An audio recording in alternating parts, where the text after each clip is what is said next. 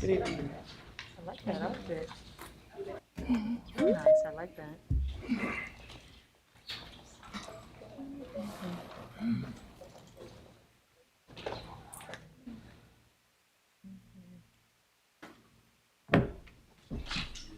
School updates, okay.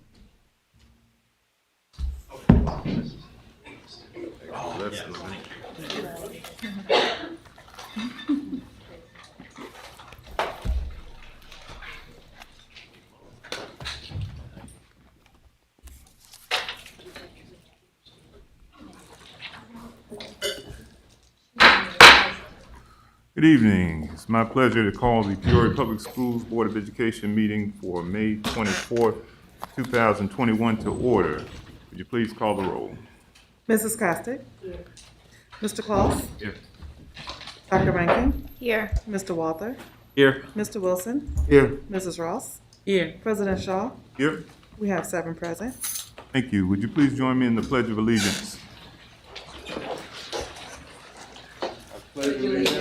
To the flag of the United States of America, and to the republic for which it stands, one nation, under God, indivisible, with liberty and justice for all.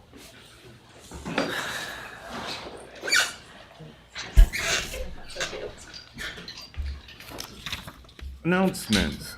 Let's start on my right. Mrs. Costa, you should have a printout. There you go. Yep. Good evening.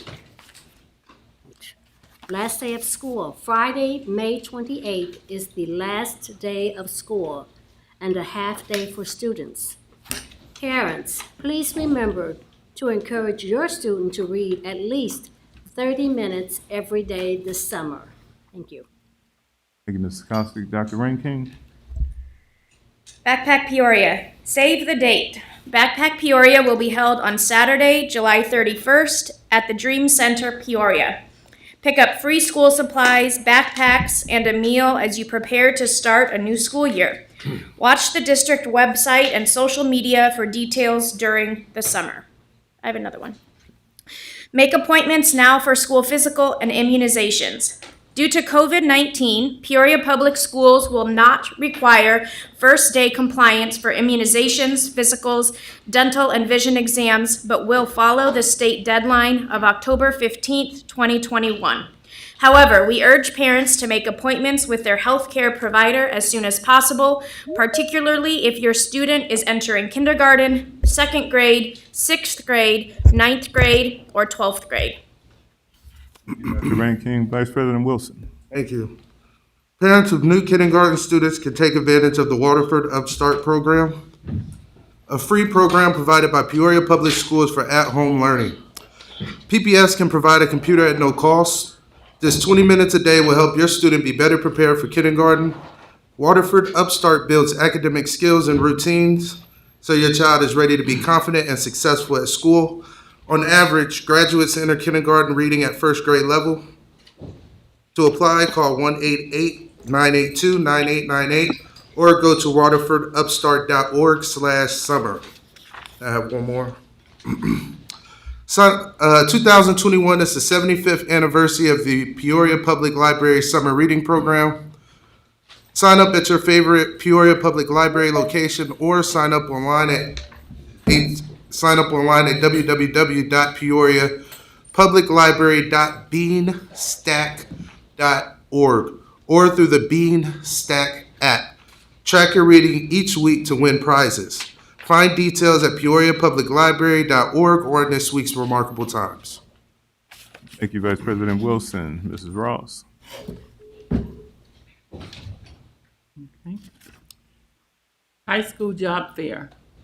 Manual High School and Lights on Peoria will host a summer job fair for PPS high school students age 16 or above, or age 14 to 15 with a work permit tomorrow, Tuesday, May 25th, 9 a.m. to 11. Local employers will conduct on-site interviews. Please see the information on the district website or in high school counseling office for details or to get assistance, writing your resume. Thank you, Mrs. Ross. Mr. Klaus? Peoria Public School offices and school buildings will be closed on Monday, May 31st in observance of Memorial Day holiday. Normal hours of operation will resume on Tuesday, June 1st. Thank you, Mr. Klaus. Mr. Waller? Summer meals. Peoria Public Schools and Sodexo will provide free summer meals Monday through Thursday, beginning June 7th until July 15th. Meals will be distributed from 10 to 11 a.m. at Glen Oak Community Learning Center, Tree Wind School, Dr. Maud Sanders Primary, Charter Oak Primary, and Keller Primary.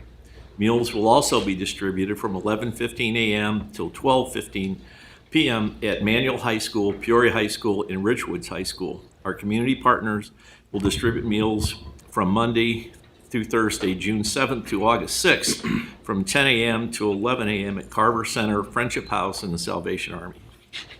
Thank you, Mr. Waller. I have two announcements. First, free COVID-19 vaccinations for ages 12 through 17. Peoria Public School students ages 12 through 17 can get free COVID-19 vaccinations in the months of May and June.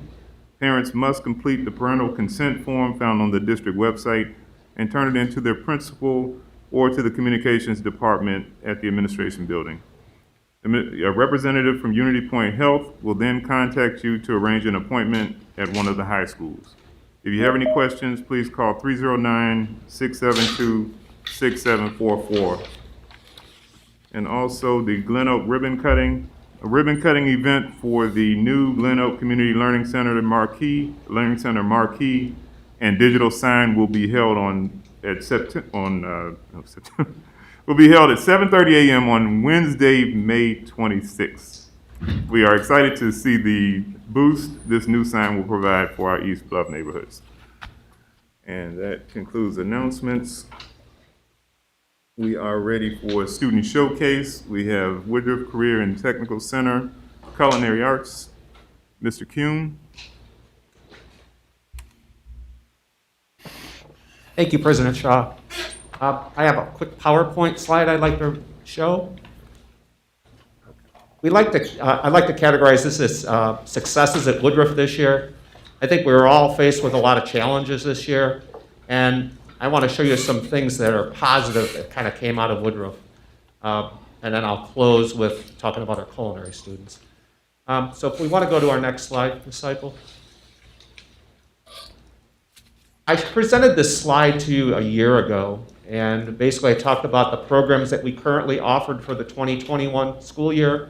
And then these are the new programs that we presented for the students this year. Only two programs that we will not run are the early childhood and the teacher education program.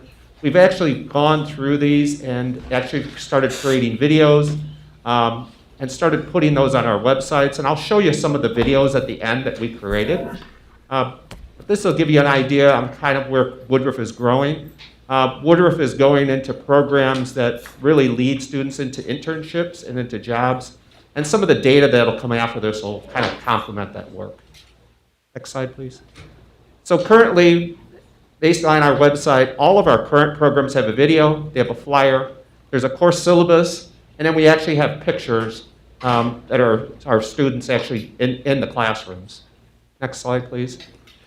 So basically, if we talk about our IYPI grant that we received last year, we did very, very well. So total of 69 students were in internships.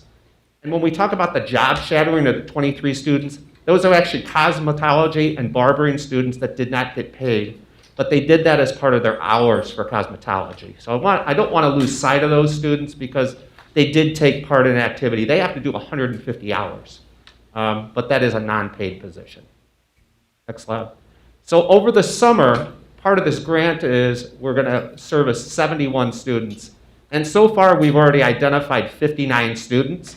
Most of these students are students that are either entering the the culinary or the construction field next year. So these students are not even students that have ever been to Woodruff. And Ms. Chapman and the job coaches have done an outstanding job recruiting these students, talking to the students, They're just trying to get that paperwork with the student, an ID, a social security card. And once they get that, you're going to see their names be presented to the school board for summer employment.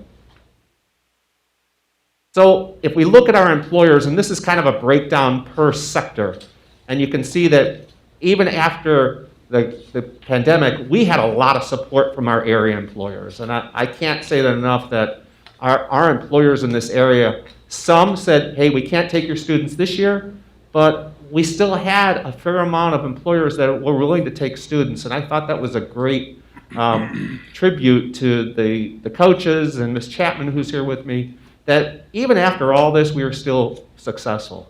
Next slide, please. So if we look at, these are some of the credentials that we offer to our students. One of the things I want to point out is that one credential that we did not have before was an auto body or collision repair. And we ended up coming up with 2 certifications. One was a safety certification and one was a paint certification.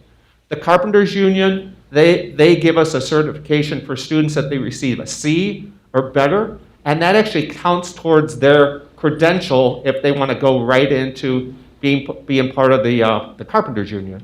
Cosmetology, we know about that. The food handlers, we went at this a little bit of a different route. We had a program called Safe Serve, but Safe Serve was an in-person test that we had to do, and we said, well, we can't do that. So we actually found another company that we were able to do it online and virtual, and they actually have the manager's certificate. So our students actually, the first year students, were offered the food handler's certificate or permit, and then the second year students actually went into the food manager's license, which is something that I know we were very happy the students got that. We go down to the bottom, the Microsoft Associate Security, that's cybersecurity. So we actually looked at a couple of different programs that we had, and our teacher, Ms. Polnitz, actually liked that the best. The CNA students, we actually have 2 different groups. We currently, all the students that received their certification in CNA are actually working right now, either at Unity Point or at the nursing homes in the area. We're very fortunate, and I'm going to say the name wrong, but it's Apostle. I think I'm saying that right.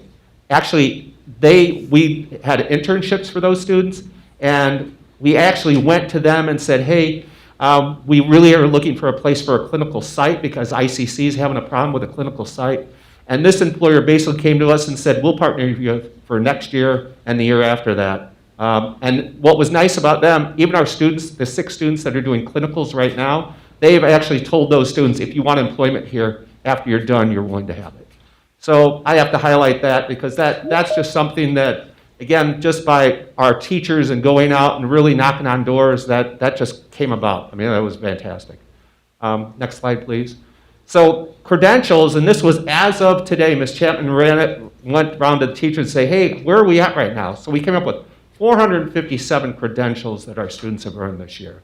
And that's a big heads up from last year. And like I said, we couldn't have done it alone. All the staff got together. Again, thank Dr. Karat and the board. We were fortunate we had students in person this year, and that shows. And our teachers were very willing to do that, and our students were happy to be there. And like I said, all the success that we have is based on that. So thank you, Dr. Karat and the board, for doing that, really.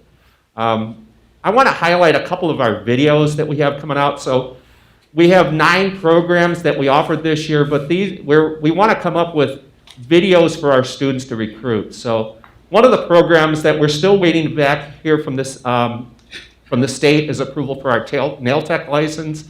And actually, they just really wanted a fire inspection done. So I'm waiting for that to turn in, but actually we have a number of students signed up for that for next year. But I'll let you watch this and you can see the video that we created.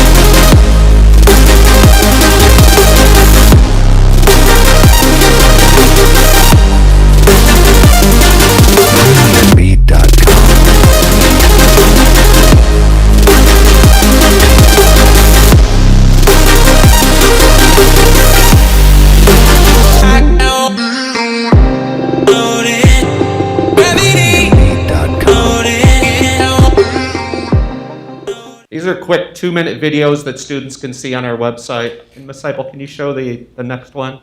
So this was another one. Mr. Bricks had a work-based learning construction students this year, and they worked with the Dream Center on an activity because really we had problems finding some construction employers, to start up. So these students were there the last week, and we said we really would like to create a horticulture video because we really want to tie in with industry. So this is a quick snap of that.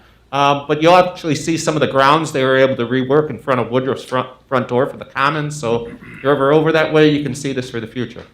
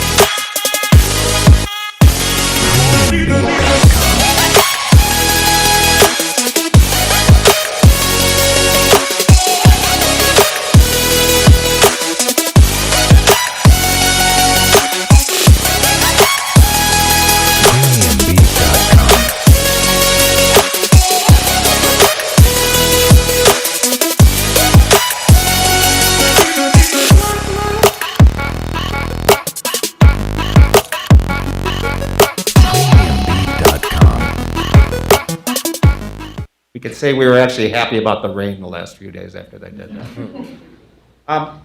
Again, I put at your table all the existing programs and the new program flyers. I shared them with you on the website, but I thought it was more important to bring these to you firsthand. Also, in the last flyer in there is actually for the Career Center. That we have because of the grant. So you'll able to see those. Okay, follow what we do, okay? Thumbs out, thumbs out, thumbs. More dancing going on. But the last thing is the culinary students at Chef Yeti were not unable to attend tonight. But I do want to talk about that a little bit because this is something that the students did very well. So they couldn't go and compete at Illinois Restaurant Association's Pro Start this year, but they had the students do a video. So they competed both in the culinary and I'll call it the management or pop-up restaurant category. And it was, I'll say, a hassle, I'll say the least. They had to record everything firsthand. Chef Yeti actually had to recruit Mr. Bricks because it couldn't be a culinary teacher that had a video. So some things they did here, some things they did off-site. But the end result is they walked away with 2 first place for both culinary and for the pop-up restaurant. The culinary, they've never placed higher than 9th. But this year there was 6 spots open and Peoria Public School students got 4 out of 6. So that was a big accomplishment on that part. It isn't the same as it was in previous years because it isn't really a state trophy per se, but as Yeti said, I got to keep this trophy, so I still have it.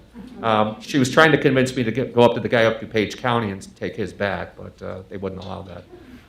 But the other thing, the students were able to compete in Skills USA. And there was one student that competed in both categories, but for the most part, these were different students. The one student that placed in culinary at Illinois Restaurant Association got first in Skills USA also. He will be competing at the national level, and again, this is all virtually. And then 2 other students were able to get first and third in that. So to say the least, the culinary students did very, very well. And I can't say enough about the great staff that we had, but I also have to say Mr. Bricks filming all these things, but really wasn't a very good filmer in his eyes, but he had to do something right because they got a good video out of it. But I do want to share that with you, and I wish they could be all here today, but I want to share that. Do you have any questions for me? I do want to say thank you, and definitely nothing but good news coming out of these programs. Comments from board members? Dr. Rankin? This was excellent. I do have one question though. One of the first slides you put up there was that early childhood and teacher ed wasn't going to be launched next year. Could we have an explanation or like a reasoning behind I that? can, and I think a lot of it has to do with, this is something that I think that the next person at Woodruff with Dr. Karat and Dr. Gurdjieff have to examine, is that when you take classes at ICC, there's an accuplacer. And a lot of the students that sign up for these classes, they don't hit that minimum accuplacer. And if you want to continue to have dual credit, in some classes that we have up here, there is not an accuplacer. So they waive the accuplacer for the IT. There is no accuplacer for horticulture. There is not one for office occupations.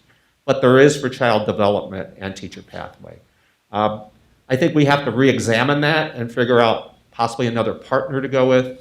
I know there's a lot of other schools in the state that have partnered with a four-year university. There are not accuplacers for four-year university programs. So maybe this is something that we can explore for the future. The desire of the students is out there, but based on the feedback I've heard from the counselors, they can't get to that accuplacer score that ICC is requiring. And it's unfortunate because I look at it this way, there should be no reason why we shouldn't have a child development program. We have both a Head Start program and Valeska Hinton in our building. Both of those programs are willing to take our students as interns. I mean, there should be no reason for it. We have the curriculum lined up. I mean, there should be no reason. So I can't say that enough, that I know Dr. Karat and I've talked a number of times about that. And, that's one thing. Child development is something that, if a student wants to get an education, that's where they start. They maybe don't start at the teacher pathway. They start at early childhood. And then once they're in early childhood, they get the taste, to teach students at a younger age and impact students at a younger age. And if they want to start off working for a daycare or come to work for Peoria Public Schools, that's an option. The other thing is there's a scholarship or a grant with the state of Illinois for early child education, that if a student wants to go on to a two-year university, they give them $3,500 to go there. And you can take any course and do that. So there's a lot of funding out there, there's a lot of demand for it, but unfortunately with that accuplacer, we're just stuck. Yeah, and just quickly for Dr. Rankin's question, it's a priority for us still. We just have to re-strategize, and since we're transitioning with Mr. K going to Chicago and a new person coming in, we're going to re-strategize and come up with a different strategy for both the education, the early childhood, and the teacher education piece. It's a big piece for us still, and we're doing a lot of work, but we could, and as you said, the partners, and there are the things that are out of our control. So we just have to take a different direction. Just to let you know, there is a early childhood program at Manual High School, but it's not lined up curriculum, it's not dual credit, so that could be another option to look at. But like I said, based on our comments, Dr. Crowder, I think you guys have a good I didn't hear the plan school. in place. The school you said, which Manual, school? manual. Manual. Manual High Oh, okay. School. I can't call it Manual Academy, I have to call it Manual High School now. Mrs. Ross? No, I was going to say that program at Manual has been there quite a long time. As a matter of fact, when a couple of people I know, a couple of kids I know were in the program, also worked in the daycare and childcare center in Manual, so that would be ideal. But what I also wanted to say was, Mr. K, that I don't know if anybody is as enthusiastic about these programs as you have been, and your energy is high, and I think you'll be a tough act to follow, and I'm so sorry to see you go. Well, thank you, Ms. Ross. I will say this, I'm taking my, it's very difficult to leave here. I mean, when I announced it to the staff, thank goodness Dr. Gurdjieff was there because I couldn't stay on anymore. And it's difficult to leave this district. I put my heart and soul into here. I enjoy working with the staff. I love working with the students. I mean, I want to see every one of our students succeed. So I appreciate those comments, but I'm going to go to a new position at the state level. And the nice thing about it is indirectly I still end up helping the students in Peoria Public School. Right. I was looking forward to you working with us on marketing food, farm to kitchen Exactly, kind of stuff exactly. on the south side. But Yeah, when we talked about that, I mean, that's, I think that's the way to go. I really do. It was funny. I was driving around there over the weekend. I saw the community farms over there. I mean, I was amazed to see how many. Thank you. And board, the nice thing about Mr. K is even though he will not be with us, he's on speed dial and you can tell by the attitude, anything we want, any guidance, whoever gets in that position, he's there to provide support, even at a distance. So just wanted to thank you. I mean, I've always fallen in love with your attitude, just willing to help, being positive. And Sarah, you're same way as well. So thank you, and thank you for working closely. And so Sarah will also continue to help. So we'll be definitely in touch. The last thing I wanted to share with you is that we are finishing our application for a continuation of the current grant that we have. It's due Wednesday at 12 o'clock. I sent my rough draft to Carla, and we're going to meet tomorrow afternoon. And I see this grant continuing, so I do want to share that with the board too, that I see this continuing even after I'm gone. The grant is really the thing that really benefits our students. It's a game changer for our students. It's a game changer for our employer partners. I mean, it's a way for all of us to work together to really help the students. The nice thing about it is we're now having students leave their internship saying, you know what, I got this now. I can go out and get my own job making more money. And that's the whole idea of this grant, is to use this as a stepping stone. So it's working. It's working. So thank you. All right, You're Mr. going places with that attitude. I love it. Thank you. Mr. Waller? Yeah, I just wanted to say thanks. We've worked together a lot during these couple of years. I saw the new program on the renewable energy. That was one of my, things that I really liked, and you did work with it, and we've got some things going, and there's some good things going at Woodruff about that, and because you kept poking me, and I had to talk to the administration and building and grounds. We've got a new roof at Woodruff, which sets the scale for us for being able to do solar and doing some of that renewable stuff with it. But I agree, Mrs. Ross, your passion for this job has been remarkable, and you're going to be missed. We wish you well. And the great thing about that roof, and if anybody wants to come over and see Woodruff, I'm still there for 3 more weeks or so. But I'll be happy to take someone on tour. We can walk out on the roof. I mean, the reason why we did it over the old PE area is because there's a stairway that you could walk one step and you're on the roof. And the district worked with the contractor, and it's what they call a white roof, which is 80% reflective. So even when the roof was done and it was hot over in the commons area, we didn't feel it at all. So really, and the air conditioner was like hit or miss over there in the commons. We didn't know it at all. I mean, it would really set the stage. So I would encourage each one of you, if you want to see that roof before the solar panels are on it, come on over. But we got a viewing room. I mean, we're excited to add new programs to it. And renewable energy is one way to go. So thank you, Mr. Walton. I appreciate your support, and I appreciate the board's support. So thank you. Vice President Wilson? Yeah, I just wanted to kind of echo the same comments that my fellow board members said. Thank you for all the hard work that you put into the district and the Woodruff, and good luck on your next journey. Thank you. I appreciate that. Dr. Karat, when my dissertation gets approved, I will share that with you and the board. This is basically my time at Woodruff. So everything I did there is in this document for others to see. The challenges we had, the successes we had, and in the end, I will share this as my dissertation. When I was writing it, there was something missing. And what we ended up doing is getting really some feedback from employers, some students. Kiana Pittman was in there. We were talking about Zach. You used that for the state of the schools, which I showed the staff today. They hadn't seen it, so it was great. Thank you. But there was another student that we had in culinary that this student, when he's a first-year student, didn't speak very well in his class, and when they did teams, he didn't talk very well. And then when he went out and did his internship, he came back, and actually came back as the leader of the group after that. And the employer actually noticed that, and the employer said, he's only a junior, but if he wants to come back here, after he graduates, and if he wants to go into culinary school, we're willing to hire him and mentor him. So that's just some of the things that, we learned out of this whole thing, is that internships do lead to employment for students. So thank you very much. Thank you, Mr. Kim. Moving to district presentations, we have ELA and social studies curriculum replacement information, and this is by a group of teachers.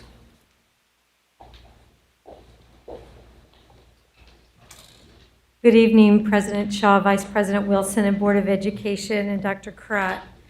As I shared May 10th, the board meeting, during the All Things Curriculum presentation, we are planning to update 22 high school courses and several multi-grade level math, ELA, and social studies at the primary and middle school levels with the ESSER II money.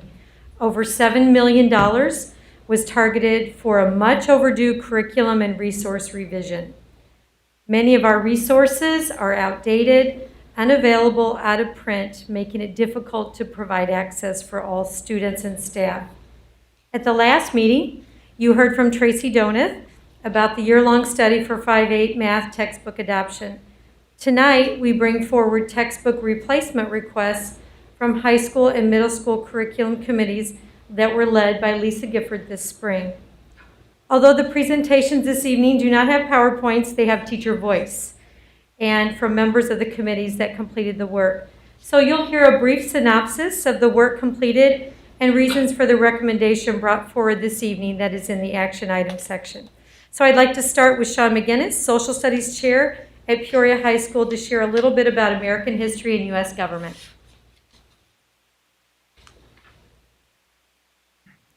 How's it going tonight? Real quick, I want to thank you guys for the opportunity to speak tonight. It's a fantastic day outside. We should be grilling or something else. When Dr. Wilson actually was in the meeting with me on Thursday, I had a student in my room.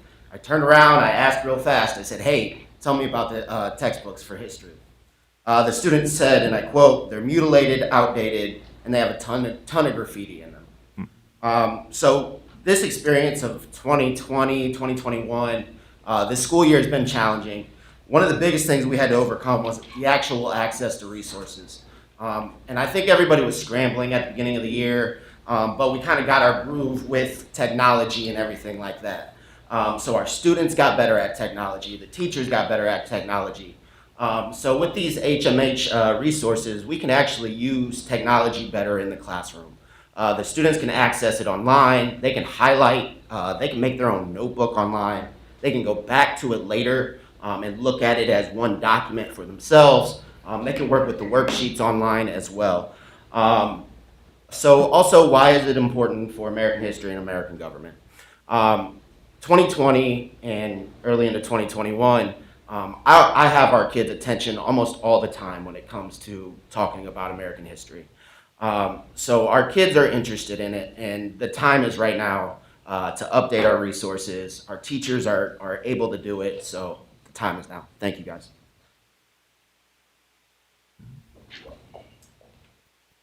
Thank you, Sean.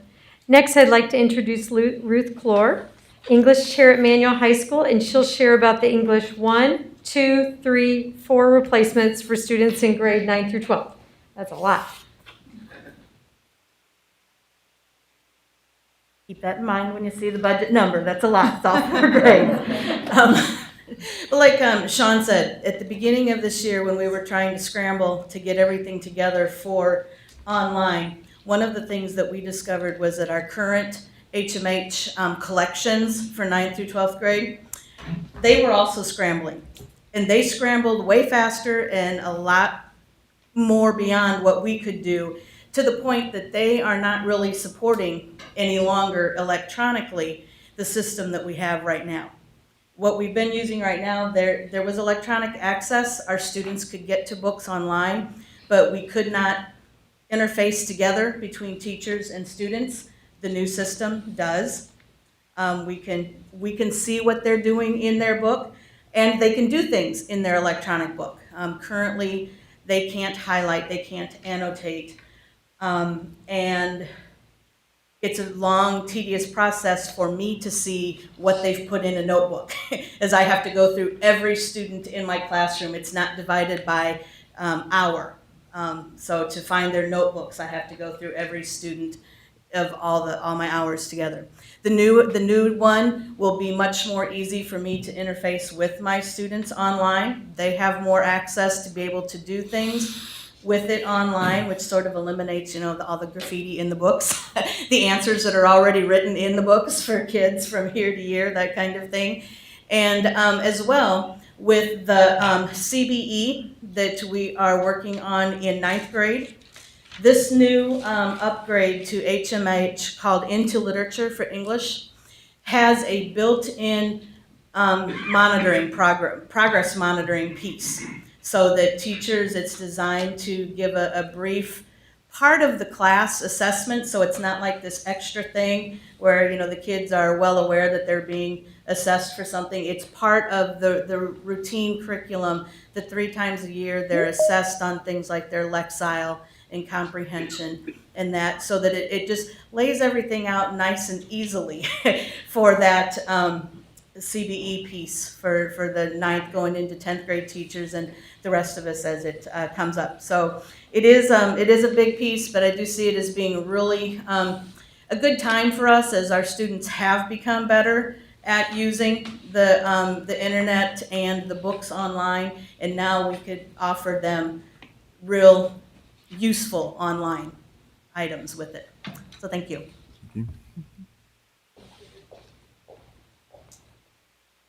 Thank you. The middle school social studies team worked to determine the best resource for students in grades 5 through 8. So Suzanne Mullins, a Von Steuben social studies teacher representing the work of the committee, will share about their work.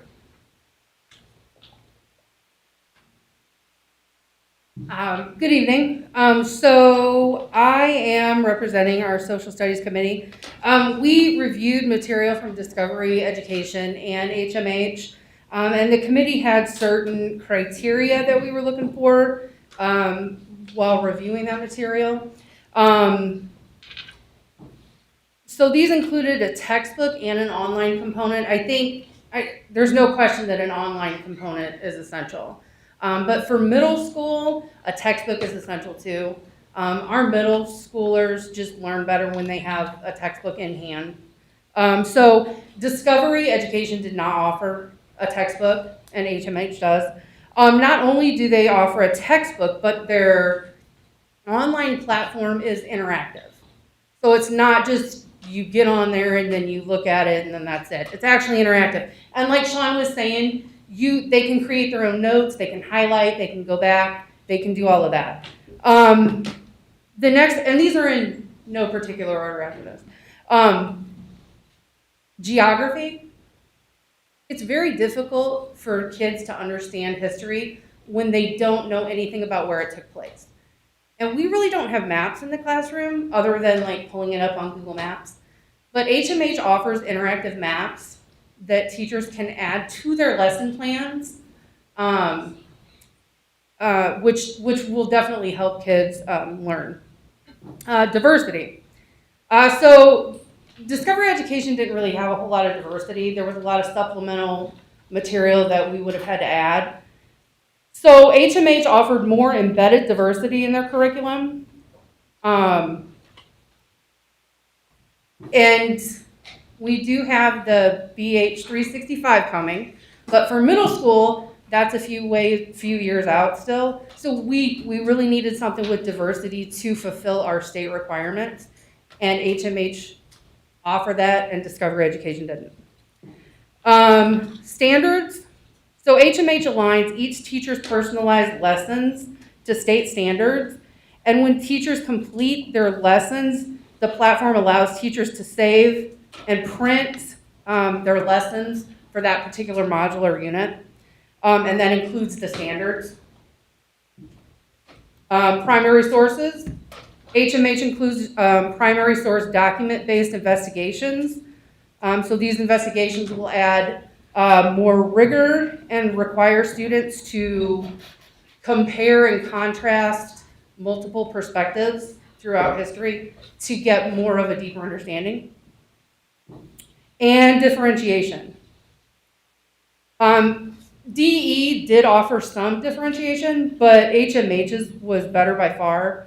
It even provides like summaries that are 2 to 3 grade levels. So HMH is grade level, but it provides summaries along with the grade level text, and those summaries can be 2 to 3 levels lower, so that when we differentiate, our struggling kids can have that information too.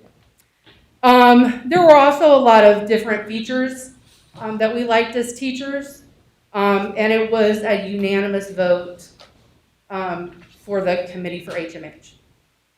Thank you. Thank you. Thank you. Lastly, I will represent the 16 teachers who met to determine the best resource for ELA in grades 6 through 8. Although they are definitely not shy about why they love the ELA resource, they were a little shy about sharing with you tonight. So I told them that I would be their voice. We're proposing an updated replacement to the current HMH collections resource called Into Literature. It's highly rated as an English language arts program according to Ed Reports. After an extensive review from expert literacy educators, they found that the program meets all the criteria at every grade level within the green rating. And that's for 3 gateways, including text quality and alignment to standards, building knowledge with text vocabulary and tasks, and usability. The green rating is the highest ranking. And just for your reference, that Ed Reports does not rank the other subjects that you heard this evening. So I don't want to say that they did not do their work on that, but it is rated for this particular resource. So I did meet with representatives from the committee to gather their feedback and their voice regarding the work of the committee. This is some of their key points that they wanted to bring forward and let you share with you this evening. All schools that serve students in grades 6 through 8 were part of the committee, including a special education representative to look for an inclusion viewpoint. They met several times to look at different resources. They also conducted a survey of ELA teachers and shared ongoing feedback with their colleagues in buildings, so that's how they got the information. The survey results for 6th grade, there was 22 responses, and for 23 for grades 7 through 8. And really that survey showed that teachers wanted a resource that integrated student choice, novels, writing, digital connections, aligned to standards, engaging, culturally responsive, and to facilitate collaborative learning. They wanted all that, and I think they found something that will give it to them. The reasons that they chose Into Literature, this is where they got the most excited. Journeys was 2 primary, which is what we have in K4 and 5th grade. They wanted a resource that was grade appropriate, bridging learning from 5 to 6 and 7 to 8 to the high school. They wanted more authentic writing with a stronger component. They wanted a grammar component that is not in their resource now. It's very limited. They wanted longer texts, and this gave them that. They believe strongly that it is student and teacher-friendly resources. This is probably what they said multiple times when I met with them, that it's up to date, it's current multicultural titles that are appealing to our student population, and they're culturally relevant stories, and the authors are much more current than what they have now. They also said that each unit has long reads and its accompanying novels that are already aligned to thematic units of study that they have developed. They also thought that the embedded PD would be helpful for new teachers, as we have some every year. And the actual materials that they got to see and share with their colleagues were very appealing, and their colleagues liked it as well. The other piece that I'll add, they didn't mention, but when I was researching a little bit about this, is also that there's a strong SEL alignment to the competencies with SEL. So I think that that will be a nice bridge. The proposals include student-teacher digital license for all the reasons that our colleagues tonight said. That's such a value add for our students and staff, especially after this year and really getting pretty skilled with the digital landscape. Also, they have Into Literature teacher editions. They do have softcover workbooks that will be replenished every year. And also they have something called novel points, where they're able to select novels to align to the curriculum. So all that being said, all the curriculum proposals this evening will be ongoing and updated for 6 years. That's another value add to have online resources. All adoptions will be supported by professional services from HMH, providing training in person and online at no cost to the district. And so with all of that being said, thank you so much for listening to our teachers' voices. And you can tell that they are pretty passionate about providing online resources and new resources for our students to make sure that everyone has the best possible option. So thanks for listening this evening. Thank you. Questions? Vice President Wilson. Thank you for the presentation. So are we committed to updating the other resources that the district has that are outdated? I heard that with the graffiti and the textbooks and things of that nature.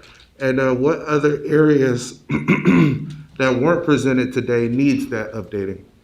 Yes, definitely. What Sean was talking about, the resources that we are requesting for tonight will be a replacement of those resources that he mentioned.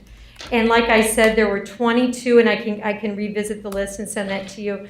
There are 22 courses at the high school moving forward, and we're working on it right now, that we will continually bring back more and more and more requests for purchases that will be updating those textbooks. So we will remove those, and then we will have new textbooks for our students. Okay, thank you. You're welcome. Mrs. Ross. Dr. Wilson, does this mean that kids will finally be able to take their books home? Yes. They actually will. Like they'll really take They'll a book really home. have Yes, a book, and they sure teachers will. won't have to take a book and copy 1,500 pages out of them. Right. Yes, yes. It's the little things in life, right? Right. Yes, yes. Got it. Okay, thank you. You're welcome. Any other input from board members? Mr. Waller. I appreciated some of the clarification, just because we seem like we're all going with this one company, and we're committing a couple $1 million to this company tonight. So I needed the feedback on how you got to that point, and appreciate that, because from our standpoint, all of a sudden we're getting on a Friday night, oh, you can just vote on $2 million, $3 million worth of stuff. And I'm not saying it's not worthwhile, but that's a commitment. I just, feel comfortable that the teachers were involved in the selection of that they feel comfortable with what it was, and the criteria that you all related to what we needed was good for that. And so I'm good with that. But it's just, from our standpoint, it's a lot of money that's going to be going out, and we just, I just appreciate the input that we got from your folks. Thank you, Mr. Walter. Any other input from board members? Okay. Thank you, Dr. Wilson and the team. Okay. Oh, let's put this here. I told them we could go when we're done. I hope that's Okay. okay. Sean wants to go grill. Thank you, teachers. Thank you. Thanks, Sean. Thanks, Ms. Mullen. Great Thank you. job. Thank you so much. I have more reasons if you want to hear them. I heard some earlier. Okay, we are ready for a social emotional learning curriculum update. Coach Booth.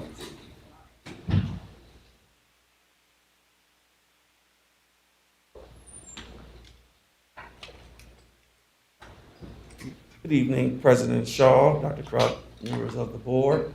I wanted to give tonight an update of SEL curriculum and then a couple of additional SEL resources that are being utilized in Peoria Public Schools. Starting with Lions Quest, you can go ahead. Just to give a background, Lions Quest is a curriculum that's funded by and sponsored by the Lions Club International. And just wanted to share that the Lions Club International does a lot of humanitarian work across the globe. But one of their initiatives is being a commitment to social emotional learning. And I'll share a little bit about that partnership that we have with Peoria Public Schools has with them in a little bit. The Lions Quest curriculum is a evidence-based curriculum. They not only focus on providing curriculum within school settings, but also after-school programs, community events, small groups, and in a little bit you'll also see for family engagement as well. And so just starting off with what is SEL, it's the process through which children and adults acquire and effectively apply the knowledge, attitudes, and skills necessary to understand and manage emotions, set and achieve goals, feel and show empathy for others, establish and maintain positive relationships, and make responsible decisions. And what Lions Quest does is they use the 5 core competencies that CASEL uses, which is the leader in social emotional learning. And those 5 competencies are self-awareness, self-management, social awareness, relationship skills, and responsible decision-making. And one of the main philosophies of the SEL curriculum that we utilize is just understanding that these social emotional skills can be taught. No matter where a student is starting from, no matter what their behaviors are, these skills and these 5 core competencies can be taught to and strengthened to improve their skills in these areas. And this is just a slide to show how the impact that they're having across the globe. And so part of their research base, you can go ahead and go to the next slide. This slide just shows a 2015 study that specifically researched the SEL outcomes for individuals that were followed through kindergarten through young adult, specifically looking at those areas of education, employment, criminal activity, substance abuse, and mental health. And these results from this national study show that there was a decrease in the likelihood of living in public housing, receiving public assistance, having involvement with the police before adulthood, or spending time in the detention facility. That's one of the research that they did. Lions Quest also has been research-based to reduce problems with risk behavior such as alcohol and tobacco and marijuana use, increase likelihood of high school graduation, improve school climate and students' connection to school, and increase civic engagement and community service. So when we explored utilizing Lions Quest as our district-wide Tier 1 SEL curriculum, the conversation first started as a recommendation from the staff at Tree Wind School and Tree Wind Therapeutic School. And from their recommendation, we spent a year piloting Lions Quest curriculum at, like I said, Tree Wind Therapeutic, Manual, Peoria High. And then we also piloted it in our middle school and school suspension rooms as well. And following, at the end of that year, not only recommended by those schools that piloted the curriculum, but at the time we also had an SEL committee that was staffed, had teachers, social workers, counselors, and administrators a part of it. And that committee, in addition to the schools that piloted, recommended that Peoria Public Schools utilizes Lions Quest as our universal Tier 1 curriculum. So the first year, is there another slide after that says phase 1? Okay, let me go back. There should have been a slide that says phase 1. The first year we piloted it, you can go to phase 2, I'm sorry. The first year we piloted it in phase 1 schools. All of the teachers in those phase 1 schools, there was 9 schools that piloted it, that utilized it the first year of the phase, and all of those teachers in those buildings were trained. Phase 2 was going to start at the beginning of this school year, but due to COVID, we postponed it into this upcoming school year. So phase 2, those remaining schools will have all of their staff trained in Lions Quest, and so those are the remaining phase 2 schools to be trained in at the start of the school year in Lions Quest as a Tier 1 curriculum. And so some of the reasons why Lions Quest and the staff recommended Lions Quest was it was research and evidence-based as a life skills program. It has a curriculum that is for pre-K through 12 students. The training that it offers for professional development and training for teachers, that's ongoing throughout the life of the curriculum. Lessons and resources to report positive development for youth. And then there's a common language that was one of the decision factors for Peoria Public Schools, a common language across our district due to the high mobility. Before deciding on Lions Quest as a Tier 1 curriculum, our buildings were using a variety of different curriculums, from Second Step to Lions Quest to Zones of Regulation as a Tier 1 curriculum. But then when students transfer schools, the common language changed. And so schools are still welcome to use those other curriculums in Tier 2 or small group settings, but as a common Tier 1 language, Lions Quest is what all schools will be using. And then some of the goals include that character education, substance abuse prevention, community and family engagement. And these are just some of the area focuses. All of the grade levels have grade-specific curriculum to cater to those students, but there is an intentional focus for pre-K to 5 on building community, valuing yourself and others, building confidence, and growing up drug-free. in 6th through 8th. In addition to that grade-specific curriculum, there's a core focus of managing your emotions, building relationships, and communication and decision-making skills. And then for high school students, it's preparing them for the world of work with those 21st century work skills and the emphasis on service learning. And this is how the model for Lions Plus works. It's the training of teachers and staff, making sure teachers and staff have the materials.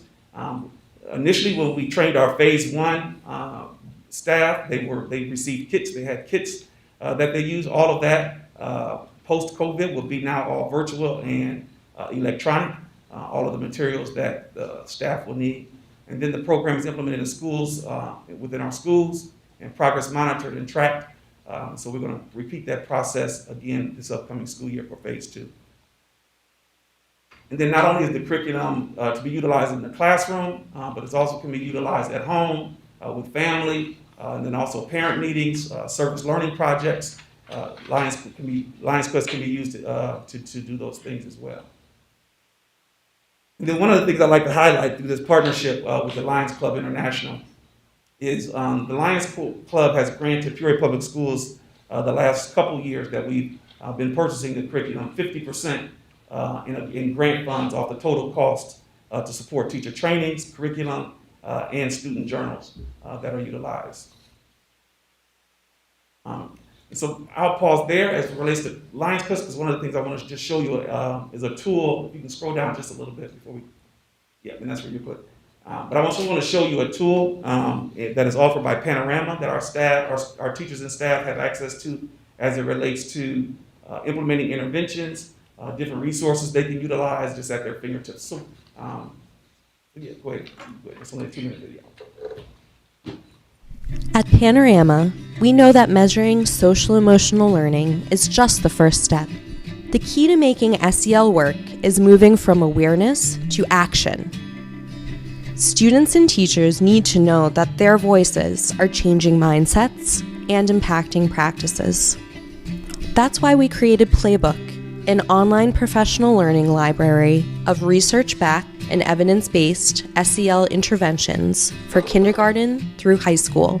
Right inside Playbook, educators can find hundreds of strategies from dozens of leading SEL curriculum providers, like Second Step, Teaching Tolerance, 7 Mindsets, Conscious Discipline, Character Strong, and Move This World, on everything from supporting students' social-emotional growth to promoting equity to building adult capacity for SEL.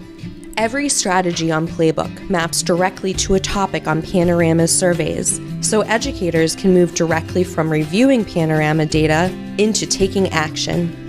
Let's say we are looking at student data on the topic of sense of belonging and thinking about ways to instill connectedness in our school or classroom. We can shift from the survey data right into a video-guided, interactive SEL exercise from Move This World, which includes instructions for educators on how to frame the activity in the classroom. And there's so much more that Playbook can do. Educators, administrators, student support staff, and counselors can filter interventions by grade level, curriculum provider, and topic, access videos, online courses, or download handouts and guides to use in the classroom, and create a personal library of bookmarked strategies.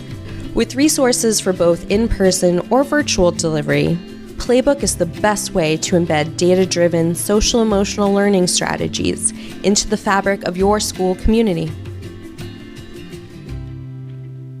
The reason why I wanted to show you that you hear a lot about the Panorama social emotional learning surveys that our students take. And one of the benefits of the Playbook is not just for us as a school district to have that data, to capture that data, but it really provides additional resources for teachers and educators to learn how to increase and strengthen skills of students in certain different competencies. And so those tools have been helpful. We get a lot of positive feedback about the Playbook. They also have already prepared presentations and PowerPoints for staff, videos for staff to utilize, activities that teachers can implement right there in real time in their classroom, When they notice certain competencies of a student that are low and need to be strengthened, they give them different strategies that they can use right there in the classroom to work with the student to strengthen those strategies. So I wanted to share with that with you as well, that our teachers have access to that Panorama Playbook, which is a great resource. And then the last thing that I want to touch on is I gave a presentation in January about the Justice Advocates. Just give you an update on the Justice Advocates. Just a reminder that the Justice Advocates were paid for out of the Lights On grant, which is a federally funded grant and is targeted toward our high school students. The target population of our the Justice Advocates, they work with high school students that are involved in the criminal justice system through our partnerships with juvenile court judge, currently juvenile court judge Aruli, and then also the entire juvenile probation staff. Students that go through juvenile court are assigned to one of the Justice Advocates, and their role is to support the students, ensure that they are enrolled or re-enrolled in Peoria Public Schools, that they have an individual success plan, and then that they complete their court order, and then for our high school Justice Advocates, that students have a plan after high school, either to college or career.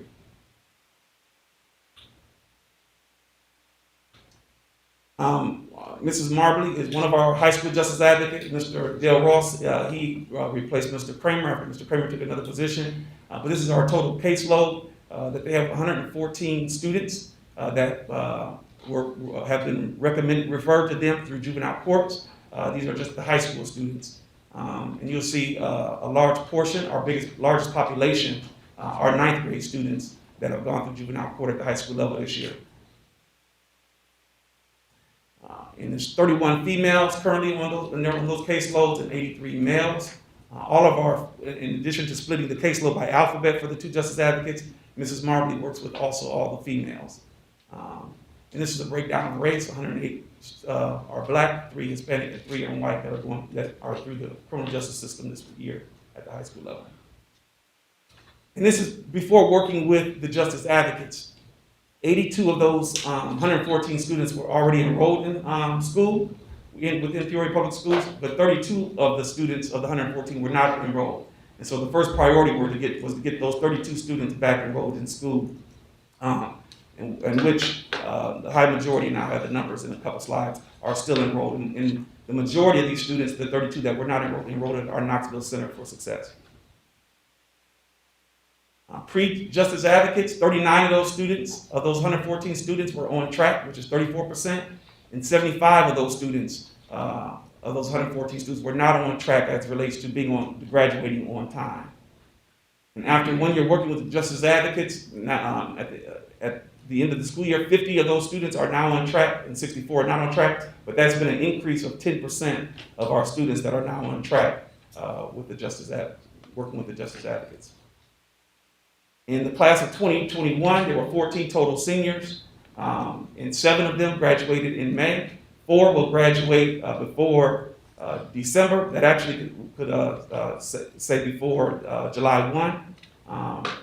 And then 2 are incarcerated, and 1 has dropped out or inactive. Then student completion of court expectations. 9 students successfully completed court expectations of the court. 102 remain under supervision. And a big piece of this was when we created these goals, not being aware that the standard probation that these students is 2 years. So many of these students only being worked with for 1 year. It's likely that they would still be under the supervision of the court due to the length of their probation. And again, 2 are incarcerated and 1 is deceased. And I wanted to also highlight the reason for bringing this up is through our funding through the R3 grant. The R3 funds are grant funds through the state of Illinois, where 25% of marijuana funds are given to communities that are the most harmed by the war on drugs. Peoria Public Schools was fortunate to apply for these R3 funds and was awarded $858,000. A part of that grant application was to fund 4 additional Justice Advocates for our middle school students, because our Lights On grant was solely targeted toward high school. We did hire our first middle school Justice Advocate, and we are looking to hire the other 3 real soon to work with our middle school students that are going through the criminal justice system as well. So I just want to highlight those 3 areas of Lions Quest, Panorama, and then Justice Advocates. Any questions at this time? Thank you, Coach. Mrs. Ross? Yes, just a quick question on the, couple of screens back. How closely do you work with, are you working with, the state's attorney's office? How closely are you working with the state's attorney's office with some of these? Directly with specifically Jody Hughes, not very directly, but she has an assigned prosecutor, state's attorney in juvenile court that the justice advocates work with very, very closely. They do rely on the justice advocates for their input before going into court making decisions. Not only with the state's attorney's office, but also the probation office. So I know we had programs before. It wasn't, it had a different name, but we had programs before where we worked with the students through the juvenile court to kind of keep them in school. I forget what it was called right now, but we've been doing some of that for a number of years. And then the other question is, how close are you working with the Game Changers program to, is there like a step down for these young people coming out of the incarceration? Is there like a step down like we used to have? Yeah, the middle school justice advocate has only been in place for about 2 weeks, or since the last board on May 11th. But we have found since she started May 11th, she already has a caseload of 14 individuals. Of those 14 individuals, 4 of those students were already either had attended the Game Changer program or were currently enrolled in the Game Changer program. So it kind of just works out that way, to be honest with you. That's for the high school, yeah, right? That's for so Game Changer is working with students 5th through 9th grade. Middle school through 9th grade. 9th grade. Okay. Yeah. And then Knoxville, Coach, you referenced it. Knoxville they serve them as well. Yeah. Yes. Knoxville gets the majority, 99% of the high school students that are on the Game Changer caseloads, absolutely. Okay. Can you talk about the weekend school also at Knoxville? So Knoxville has flexible scheduling to accommodate students for various reasons. It could be for child care, it could be for job, or it could just be a schedule that fits them better. So Knoxville also has evening program, evening school, and they also have weekend school that's attended and staffed for students just to come and get that additional support on the weekends. And it's really helped a large portion of Knoxville students to get caught up with credits and graduation requirements. And I just had one other question. Will the Game Changers be doing a longevity study on, watching these kids all the way through to, will they be doing a longevity study on those? Absolutely. So the Game Changers this year has been tracking their data this year, and their data is phenomenal to show especially as it comes to work and course completion. Students that have started attending the Game Changer in February or March, who had not completed assignments all year, by the end of the school year, totally caught up in their grade book with all with missing work, assignments, in addition to teaching them a lot of those behaviors and skills. Right, I know they're doing a great job. Absolutely, but they definitely have that data on the progress that students have made. They take a snapshot of where that student is upon entry, and they take a snapshot. They're starting to take snapshots here at the end of the year, but their whole goal is to transition them back to their homeschool setting. So many of those students met their goals, got caught up with their work, and they were able to work with their homeschool for the students to transition them back to their homeschool environment. And of the probably over 24 students they've transitioned back, there have been 2 that had to come back again for a reset at the Game Changer. So Right. it's been I wish it was so we could successful. follow all of our students like that. Yeah. Thank you. Vice President Wilson and Dr. Rankin. Thank you for the presentation. So I thank you, Martha, for bringing that up as well. I met with the state's attorney last week, and is it true that depending on the crime that the student does, if they complete this program successfully, then that crime is removed from their record? Thank you for bringing that up. Absolutely. So part of this partnership, if students not only complete those 3 areas, complete their high school graduation, complete their court completion, and have no recidivism, they will, whatever their current charges, they'll be expunged to seal. Awesome.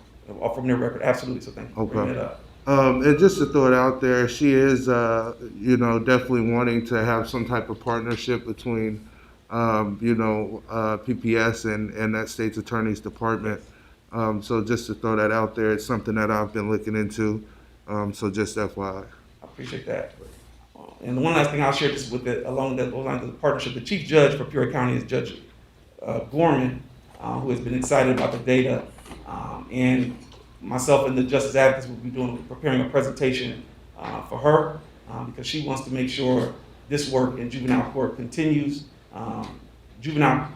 All court judges, they rotate over periods of time, and she wants to make sure that when there is a rotation in juvenile court, that this partnership is maintained. So, yeah.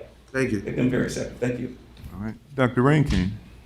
Coach Booth, thank you for this presentation, and I really appreciate all the updates. One of the things that I thought you would be talking about, since it's an action item for us, and I don't know if you have information on this or be able to share anything, is about the lifting up, because that is part of social emotional, and so I was hoping we could hear some more about that before we have to get into our action items with that. Yeah, absolutely. So Lifting Up is also another platform that we piloted leading up to COVID, pre-COVID, and what this technology does is it allows us to know when there has been a police contact at one of our students' homes, one of the students that we serve.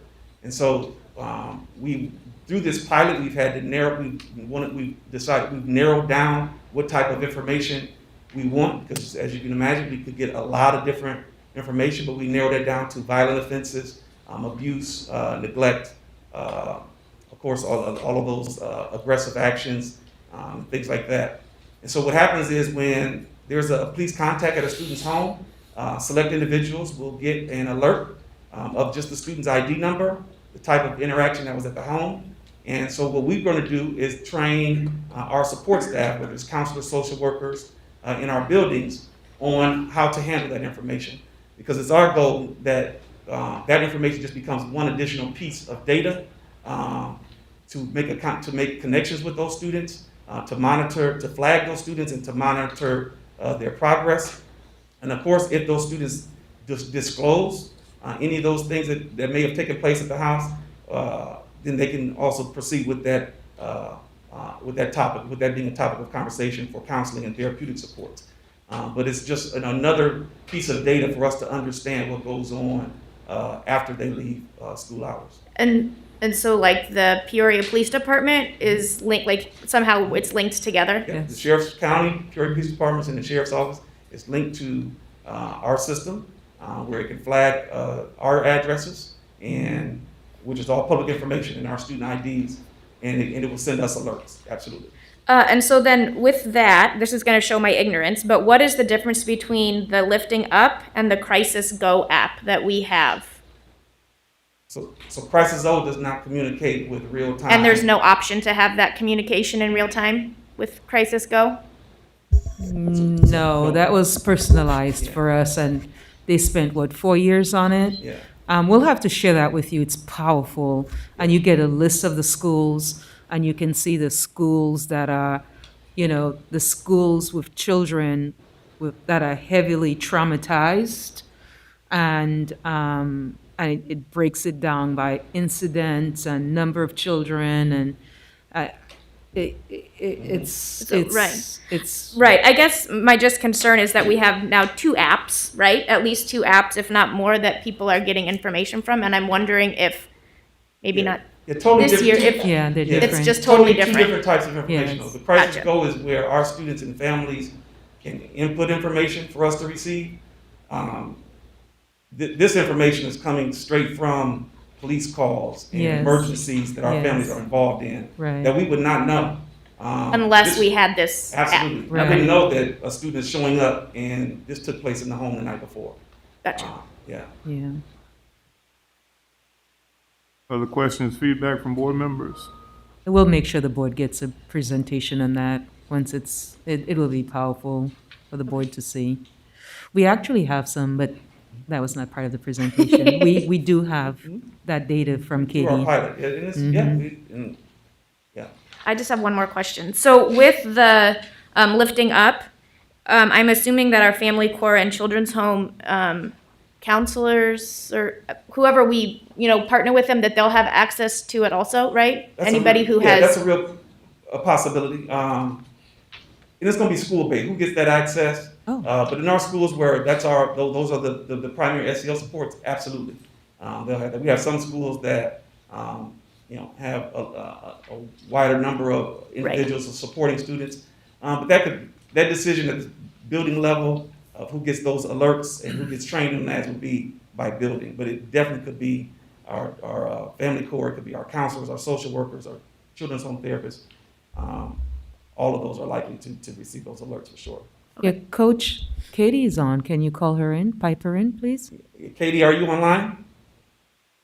I am, yes. So Katie is the developer of this application. If there's questions for her, she'll be happy to chime in. Absolutely. Katie, can you just chime in on what you've heard from Dr. Rankin? Just explain quickly what this information, where you're getting it from, and maybe remember that the information you provided to us, just a verbal recount of that, please. Sure, no problem. So to your broader question about the data sources, that's a, obviously very insightful point. Both follow a similar premise in that we want to help the school become aware of a child in need. Whereas Crisis Go is self-initiated, so a student, parent, or guardian, or anyone in the community can anonymously submit that tip. We see Smart Services alerts as almost a safety net that can coordinate with that information and be one of many streams of information that Mr. Booth and his team can use to help triage and provide resources and supports to the student. Because our system is automated, we can ensure that we're going to capture every incident that fits the criteria that occurs at the student's listed address. Both the self-initiated information from Crisis Go and the automated information from Smart Services alerts follow what's becoming a national model called Handle with Care. And the premise is simply to give a little context and a reminder that if a student's behavior changes, is irregular, there's an outburst, a change in attendance or grades, the alert email is that reminder to ask the question of the student, how are you doing? Has anything happened to you? Are you okay? I do have the data here really quickly if that helped. I also want to say we are not opposed at all to coordinating with Crisis Go to see if we are getting any duplicates of information or to try to streamline that on a programmatic end, because I know how difficult it can be to have multiple systems operating at once. Well, we're currently not using Crisis Go in that manner at all. I mean, that information that you're sending, Katie, it's going straight to coach and directly to the buildings, and those individuals can provide the supports for the kids. And you don't even have to wait for them to misbehave. Right. Knowing that, something happened, either somebody was, was incarcerated, or somebody was abused, or, they had to change homes, that sort of thing. We're being proactive in that sense as well. We have never used Crisis Go in that manner. Oh, okay. But- I do have some data here off the top of my head to share verbally if you're interested from our pilot.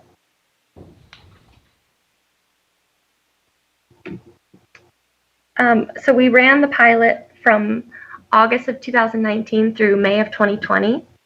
We were able to get historical data from our partner agencies, the Peoria Sheriff's Office and the Peoria Police Department. So in that time frame, we looked at 4 incident types, which would be adult arrest, shots fired, and domestic violence incidents. And there were 710 incidents that affected Peoria Public Schools students, which resulted in the equivalent of 1,748 impacts. 77% of the students impacted were 8th grade or younger. And we're able to track the cumulative number of impacts per student. And we had over 80 students impacted 3 or more times over the course of the year. And the early childhood and adverse childhood experiences research tells us that that point of 3 or more is really critical for intervention and supports, because without that, they're at a severely increased risk of some of those negative health outcomes that Mr. Booth shared they are trying to target with the social emotional learning curriculum.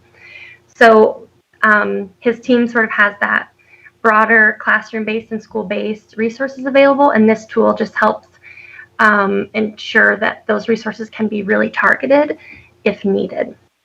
We did have up to 5 students impacted 15 times over the course of the year. And Chief Boone, are you on? Sorry, Katie. Oh, no, go ahead. Sorry. Yes, I'm on. Okay. Katie, Chief wanted to coordinate with you as well. Chief, you're the champion for Crisis Go. We use it to store our data. We upload our plans, our crisis plans, and footage for the police department and those sorts of things. You want to add to that? How Crisis Go is being utilized? Yes, it's more of a tip line. If parents had issues or, bully tip line, or somebody wanted to submit those anonymously, then also building plans and things like that for Peoria Police to have access to. But it would miss the majority of those type of incidents that she just reported, because those are the types of things that we miss and are not reported in Crisis Go.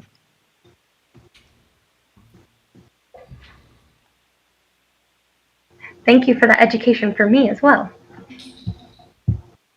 I'll give one additional example. One of the examples that the Peoria police officers share quite a bit is when there is a raid at a home or a major arrest at a home, and sometimes the number of young students that are exposed to these very violent experiences. In the past, they've had no way to know what school those students attended, communicate to the schools. And so this is a tool that allows us to communicate, and through our partnerships, allow us to ask more questions if we need to the responding officer. But typically, we wouldn't even know what some of our students are showing up with, literally dealing with the night before. But this gives us that information in real time. And again, a part of that training is what to do with the information. And it's really just to check on the students, how are you doing? And unless they disclose the incident, it's not to share with them the knowledge that we know, unless the student discloses, because we just want to know, make sure they're getting the supports that they need, just knowing that they have been impacted in some way. Yeah, and Katie is a product of Peoria Public Schools, and she knows the district very well and has worked with the police department for a number of years as well. So that I remember that point, the police chief. We've been working with her on that for I think about 4 years or so, and that's one of the things, Coach, they mentioned, there are situations and they just do what they have to do and they leave, and the poor kids are left to themselves. And so that's one way of giving us an alert. Dr. Rain King, then Mrs. Costi. And this isn't really a question, but like a hope for the future for this is to think about our students who are in special education, specifically our students with autism and those types of things, who may have police officers called on them and come to their house, that there would be a way that through this platform that we would be able to have that mental health approach rather than the punitive approach, with the support of our mental health professionals or their support team from the staff. Because I know I lived across from a student who got the cops called on him monthly, and it was more of a calming down from an episode and not necessarily needing to have being arrested. And so I'm hoping that eventually, if that's not the initial point of that the Peoria Police Department, that our school district can work together to help provide our students that support also.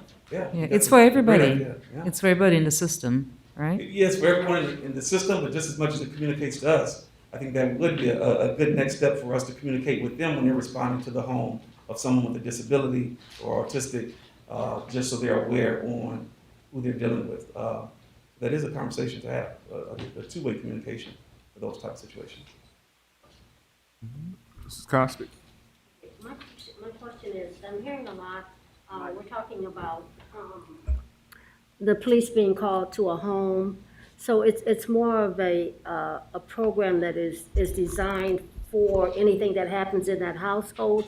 Or does it go beyond that in the event that a student may be involved in, let's just say, a robbery or something, but it is a student. So are those students included in this program, or is it just something that, or is it just those instances that occur actually in the home? And I'll let Katie respond. My initial response, I think, is triggered by student ID and student address. Katie, did you hear the question? Yes. Okay. And your initial knee-jerk reaction is correct. At this time, we are currently focusing on things that occur in the home. And but it's definitely something we would like to explore is more community-based, either as the perpetrator or the victim of an incident. But there are a few more information sharing rules to navigate in those situations. Mrs. Ross? I just have one other question, Coach Booth. Of the students that are identified through this process, and you mentioned, the teachers or the staff would know that something happened with them, and they would go and just kind of check in with them to see how they're doing. How is that working? I mean, do you have any data on how many kids are, approached and anything you keep on what happened? Yes. So that process will start once implementation at the start of the school year. So so it hasn't started. Yeah, the initial pilot was really just to refine the system, and there was a lot of tweaks that we had to do before we got to the point of, okay, now this is what we can do with the data. Now we that can will start check in in August. with them Absolutely, and that's keep the whole data goal. on that. Yes, that will start in August. All right, thank you. I have one more question, sorry. Dr. Rankin? So from what it sounds like, we're the only district using it around here, and or the only we're helping them build the system also? Is that correct? So Katie, who's online, she's the developer. Right, and did she develop it just for Peoria district, or are there other districts in the country using this? They have similar systems in the country. I'll let Katie answer, but is Peoria Public Schools the first district that will be implementing it in this area, Katie? Yes, we started first with Peoria Public Schools, and we did launch a pilot with Pleasant Valley School District last November. So we're hoping to grow and be able to support Peoria County. We're a Peoria-based startup. I'm still here in Peoria, from Peoria, so we're kind of, leveraging the talent and the innovative mindset of our local resources to grow this opportunity. The Handle with Care model is across the country. It does take place across the country, but the information is shared manually. So officers would have to send an email or a text message if they see a child on a scene or if they respond to a child's home. And according to our research and speaking to dozens of communities, that is not very consistently done. A lot of children fall through the cracks for a variety of reasons. So we are the first in the country to take this automated approach. And we're proud to help you build it too, Katie.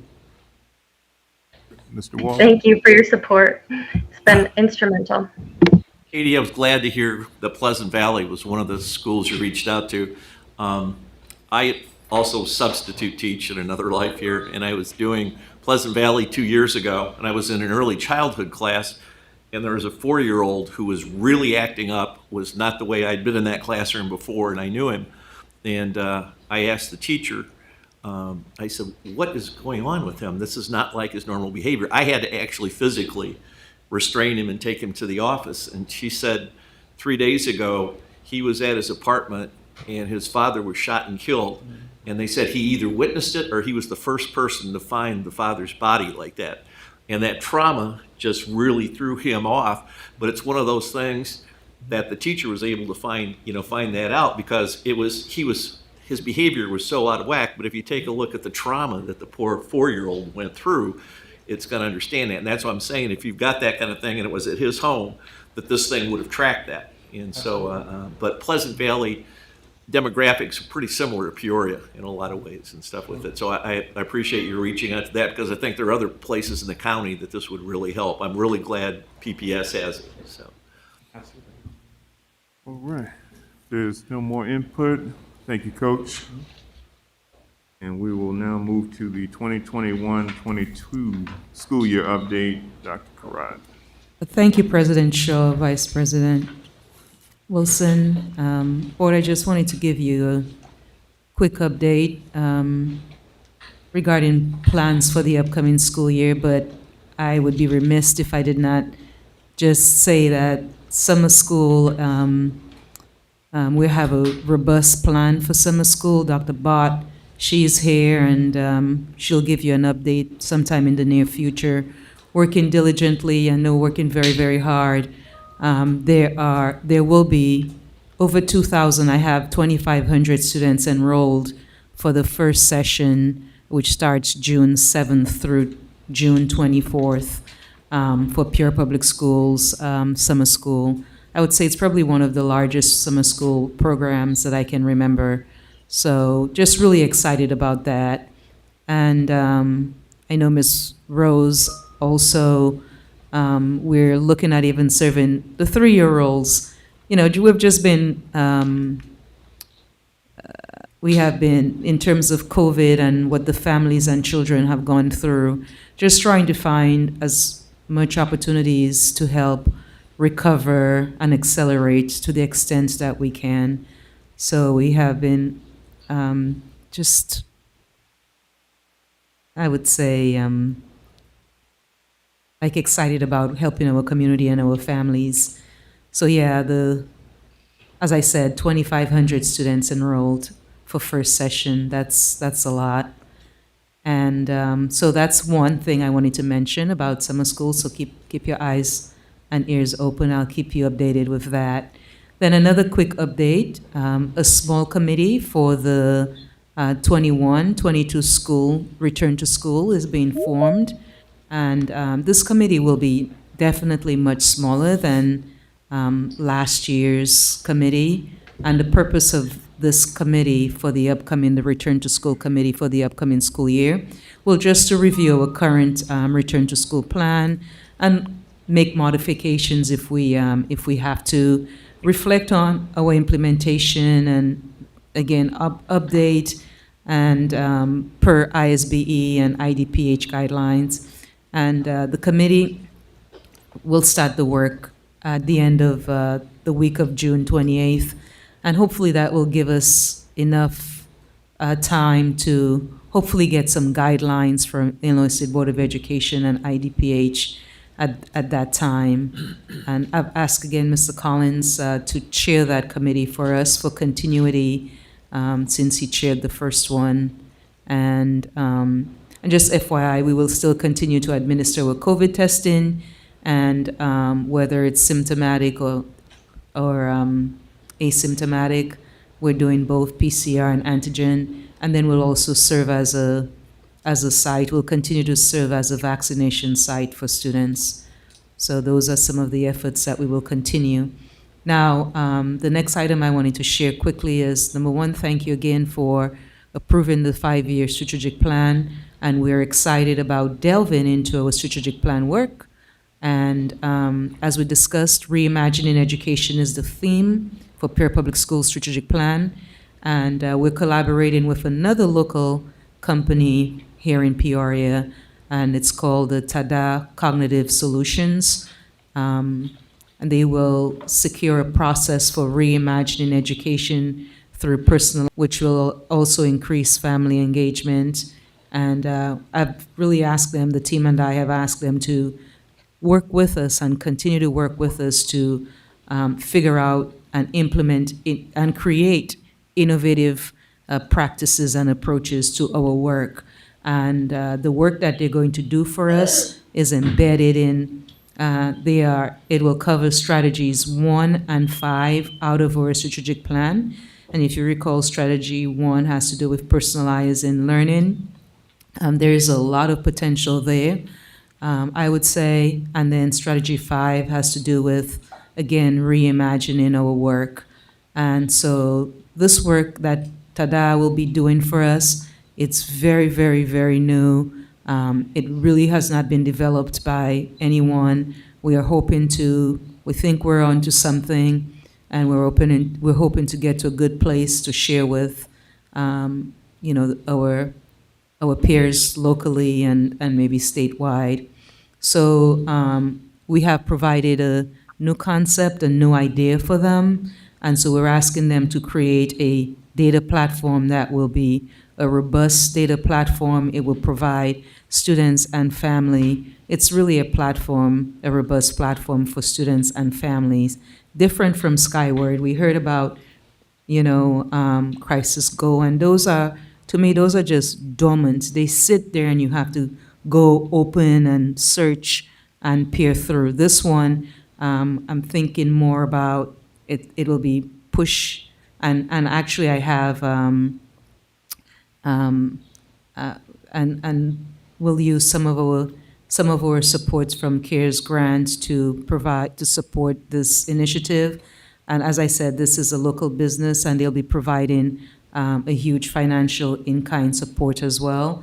And so actually I've asked Mr. Suhama Gopalan from Tada to make a few remarks around this concept that we're still creating. So come on, please. And I told him he drove all the way from out of town because he's working on a project. And he's like, I just needed to get out of the house, so I didn't mind coming and seeing people. But what have you learned? I know you're working with Guha. Guha is actually my contact. So I just really thank you for coming and sharing with our audience and sharing with our board this concept idea that we have been talking about and you've been working with, having conversations with staff about. And the work will be done in phases, so there's a lot of potential. So thank you again for being here, and I'll turn the microphone over to you. Thank you. Thank you. President Shaw, Vice President Wilson, Board of Education. What we have in mind is something extremely innovative that would not have been seen before in many school districts. I wouldn't venture to say nowhere else, but this would be something that students and families in PPS would not have seen before. Students and families provide a lot of information, and it's in different sources. It's in different places. It covers things, as Dr. Karat said, in Skyward, that's sort of accessible to students, but not really easily.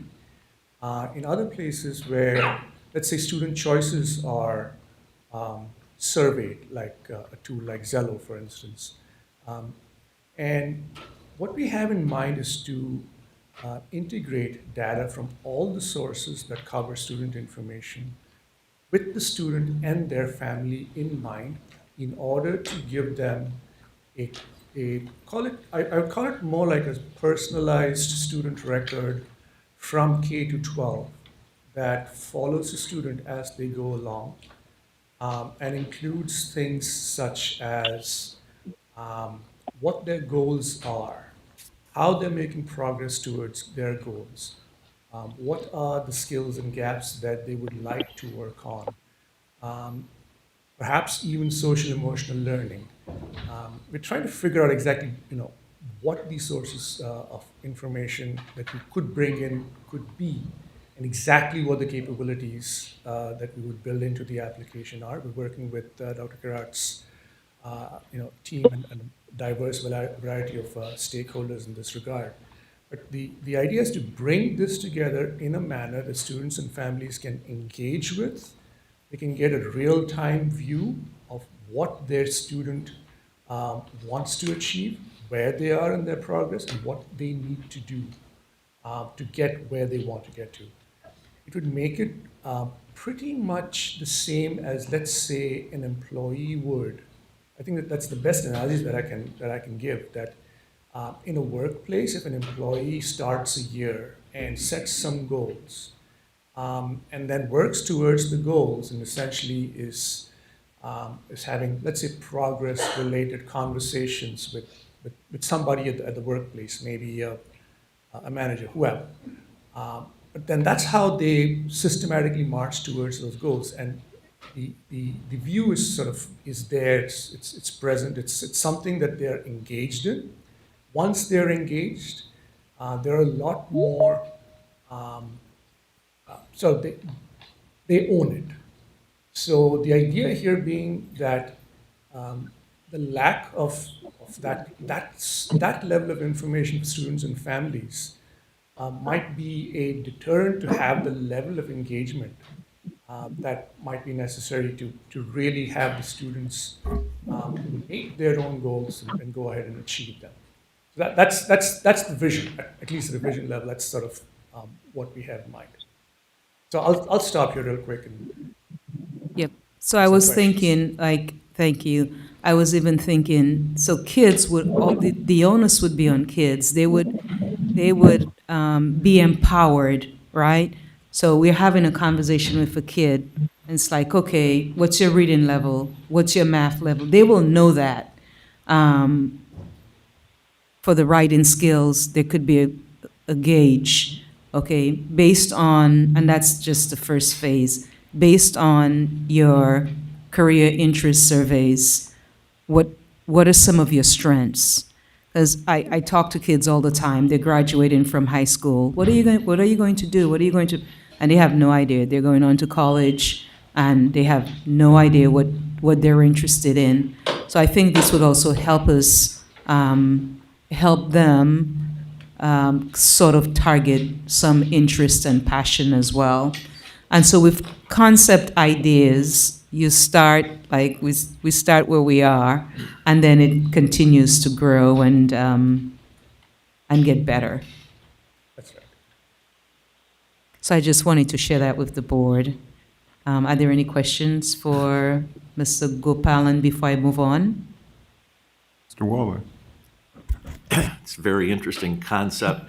I just have a couple questions for you. As you're describing it, it's a longitudinal study for the kid, as I understand what you're saying. You would start out, child would have what his goals are going to be. You would start out with that.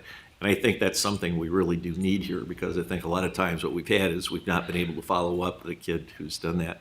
Would this also incorporate, in tying into what coaches at SEL, some of the things that have happened? If the kid, by the time he's a third or fourth grader, he's got these goals, but there's a divorce in the family, will there also be tracking his discipline record besides his grades and stuff with it? I mean, is that, I'm just asking that question. I don't know. So initially we talked about, and it's still growing because you're still interviewing and surveying staff, but definitely the ABCs, the academics, the behavior, the course passing. I think I heard SEL from the team as well. And so it's getting feedback from individuals, and then these individuals, they're engineers, we are fortunate that TADA has agreed to take on this project for us. They're creating, I mean, can you tell them? Yeah. You're working with hospitals, you're creating systems and platforms for hospitals, you're doing business with billion-dollar companies, you're doing work with Caterpillar, and the list goes on and on and on. So Little Peoria Public Schools knocks on the door and says, 2 years ago, and we came back and we said, hey, we really have an idea we want you to listen to, so you can take it from there. Yeah, so in the local area, we work with Bradley University, and I've been supporting the not so new president, I guess. It's been around for a few months. for a fair bit, connecting the student information across all their disparate data sources to provide, you know, the leadership team there with the tools to understand what students, faculty, etc., achieve from a success standpoint. Therefore, how to make those decisions, sort of given the kind of tough situation they are in right now. That's just one example. And as Dr. Karat said, you know, we work with a lot of manufacturing firms. That's the core of what TADA does. I personally head our healthcare, our insurance, and our education practices.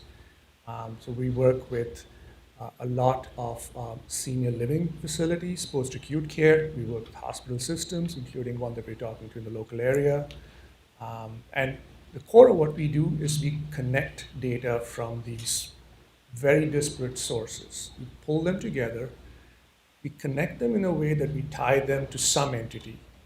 If it's a hospital system, it's the patient at the center. If it's education, it's student at the center. And every piece of data that comes through, have it connected in a way that's always available. And then because we're able to pull so much in, there is a lot of richness of the data that can be used for any number of users. Then it's really up to the imagination of you know, whoever is guiding us from our customers on where, you know, it would make sense.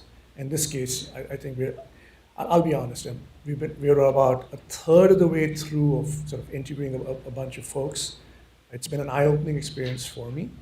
And personally, a couple of kids, you know, K through 12, one, you know, graduated college recently. So as a parent, I see it.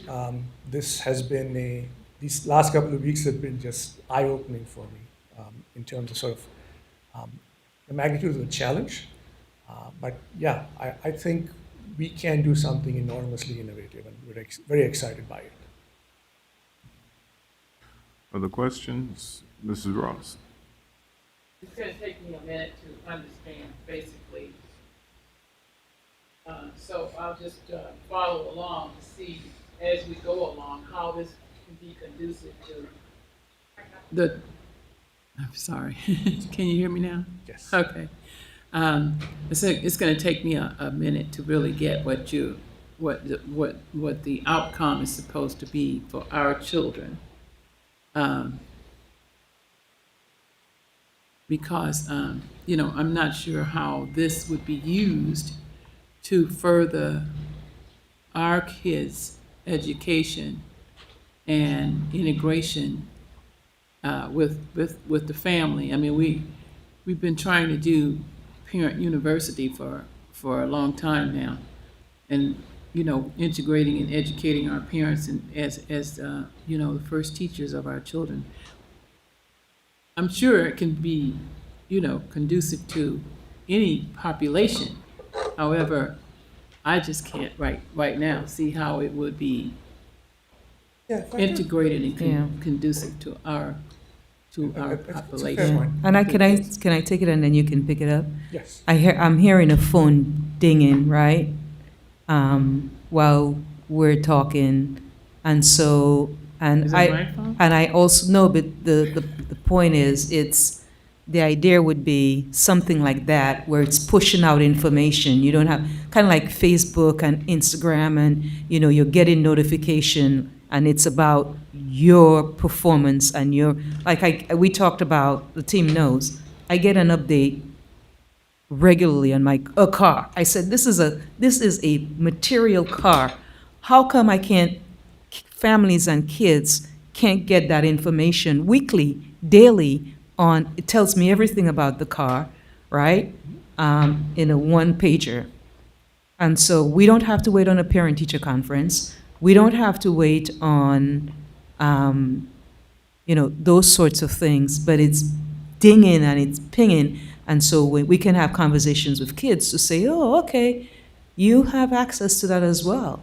So tell us, you know, I'd like to ask, tell me what's your reading level. Tell me how are you doing in mathematics. Tell me how your writing is coming along. And let's have that. So we don't have to wait on A, B, C. We could so you can, at least that's the thinking. It's the concept. It's a concept. And so like, it's dinging. And so Raymond, it's like, oh, Peoria Public Schools, why are they bugging me? Oh, it's telling me about my attendance. It's telling me about my behavior. And so they know themselves. So anyone, even board members, you encounter them, you can have that conversation with them as well, and they will know. And that's just a small, I get there are a lot more. I get the concept. It's just there's so much data.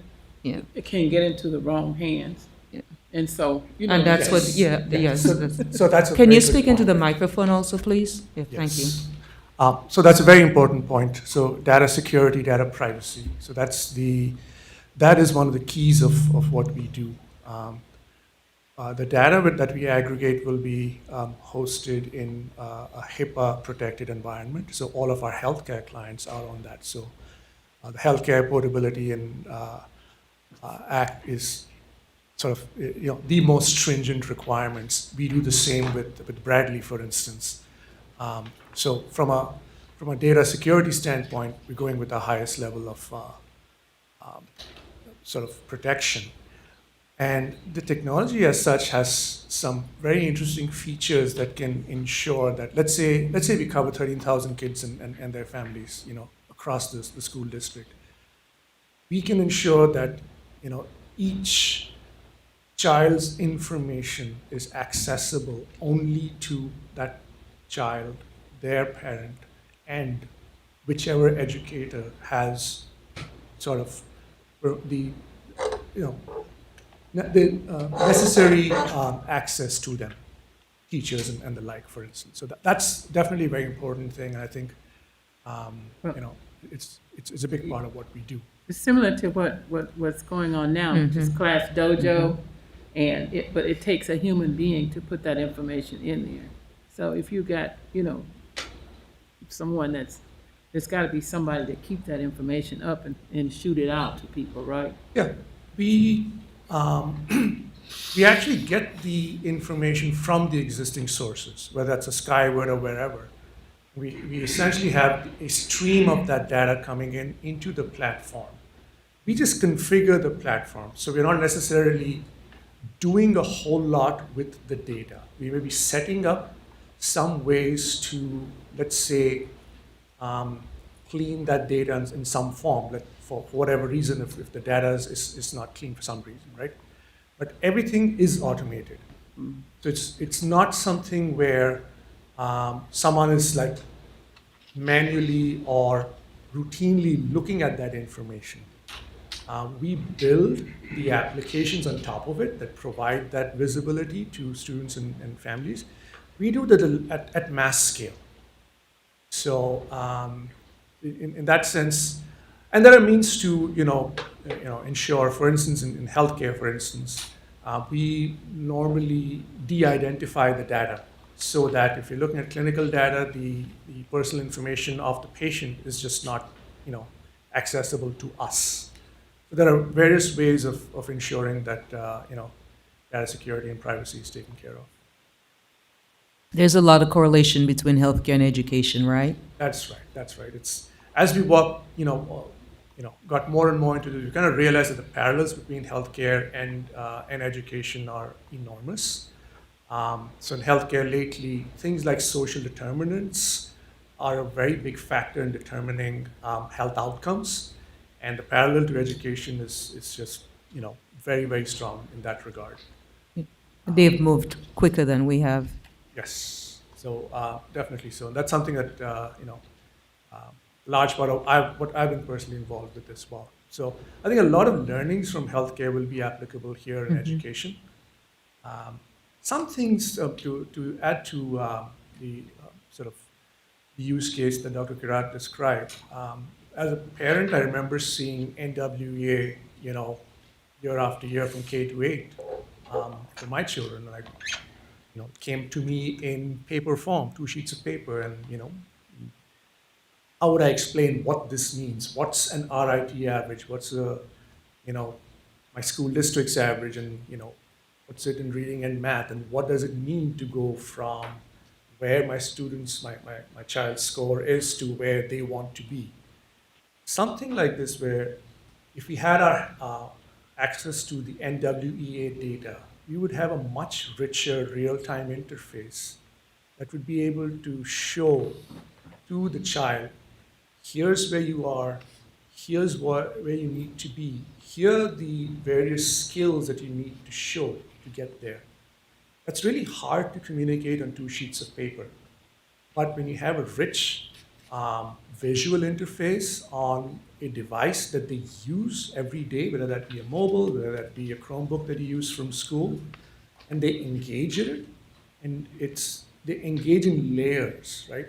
They start at a certain level, it interests them, they go 1 level deeper, 2nd level deeper. As they immerse themselves to it, they imbibe it. That's the whole concept of why such rich engagement works. If it's something which is too much information on 2 sheets of paper, it's very hard to just gloss over. So the idea here is that you immerse the student in their own. I won't call it a report card, but what they do. I mean, we're not delivering education. We're not an online education company. We have nothing to do with curriculum, etc. So those pieces, PPS will pull together, but having a layer of this sort that engages the student in what they do and how they are making progress will hopefully make them leverage all of the curriculum and education sources that PPS is pulling together. That's sort of how this will benefit them, if I may. Questions? If not, I have some more. Okay. Dr. Pratt? Thank you so much, Suyama. Appreciate you coming to the board meeting. So the other update number 4, just a quick update regarding virtual school, our virtual school. Mrs. Clausen, she's finalizing this process right now, and close to 200 students and families have completed the application for the virtual school. They would like to continue that option, and so that's being finalized. So just wanted to give you a quick update in terms of where we are with that. Staffing, we talked about that in executive session. Progress is being made. I wanted to thank the team, the principals, for doing those, those interviews time and time again, and working for them. It's a priority. The first priority for them is really to fully staff their buildings. And we're pleased to report that there are 13 buildings that are fully staffed to date, and there are 6 buildings that have just 1 vacancy at this point, and in 5 buildings with more than 1 vacancies. So we're continuing to strategize and to get those vacancies filled.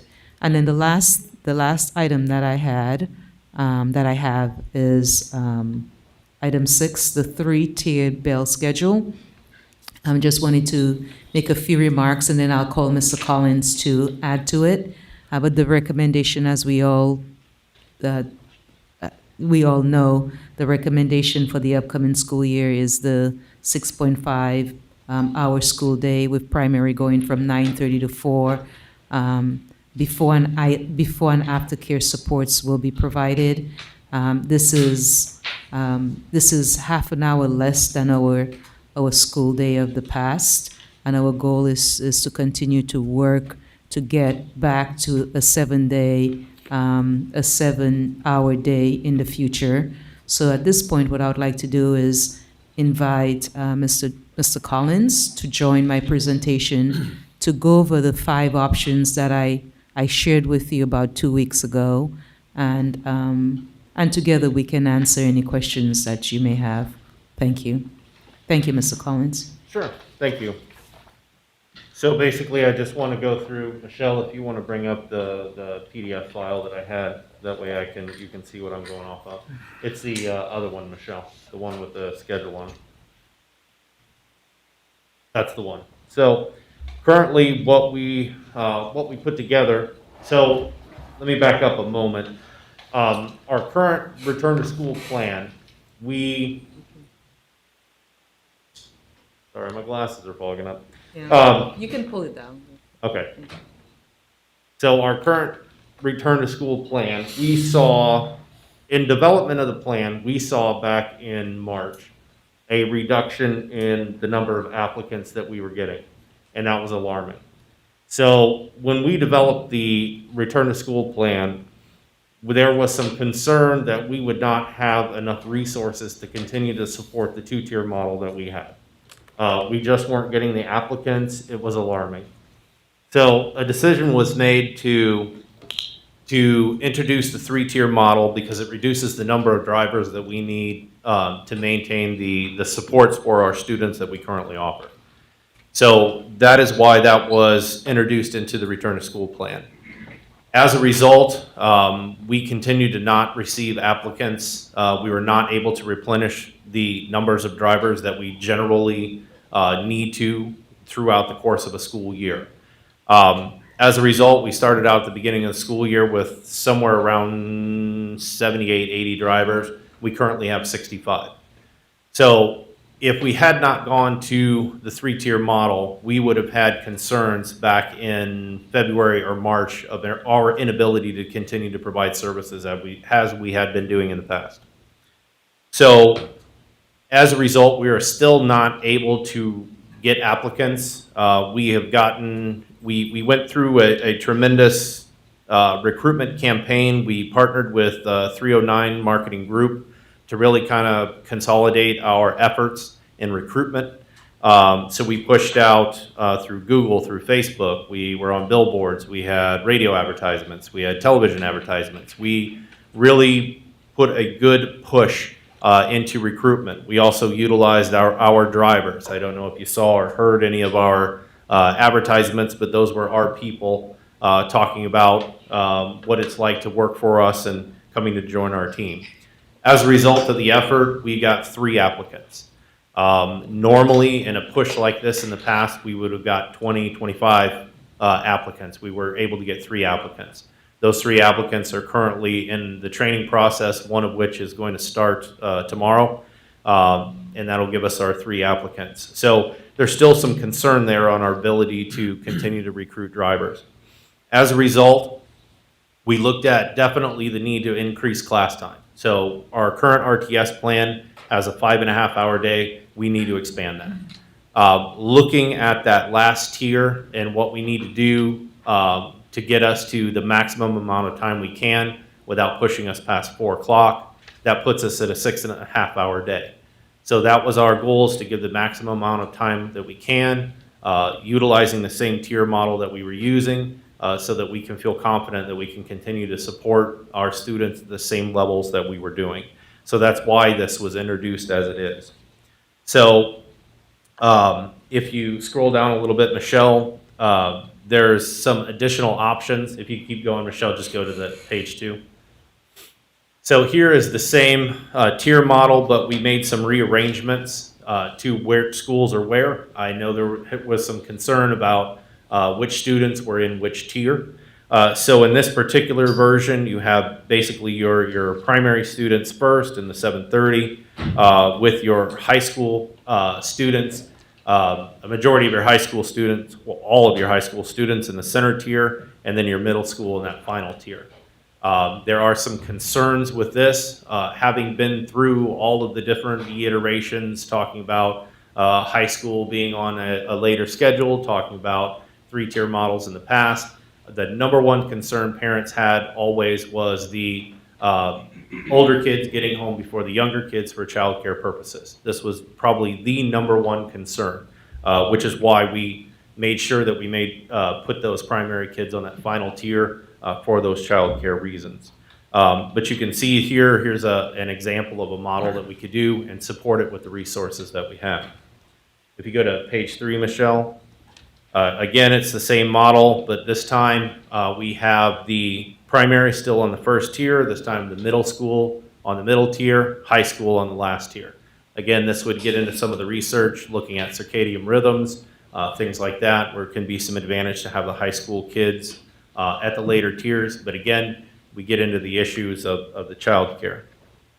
If you go to page 4, Michelle, Here I put the high school kids back on the first tier, but this time I switched the primary in the middle. So primary would be in the middle tier, and the majority of your middle school kids then would be on the third tier.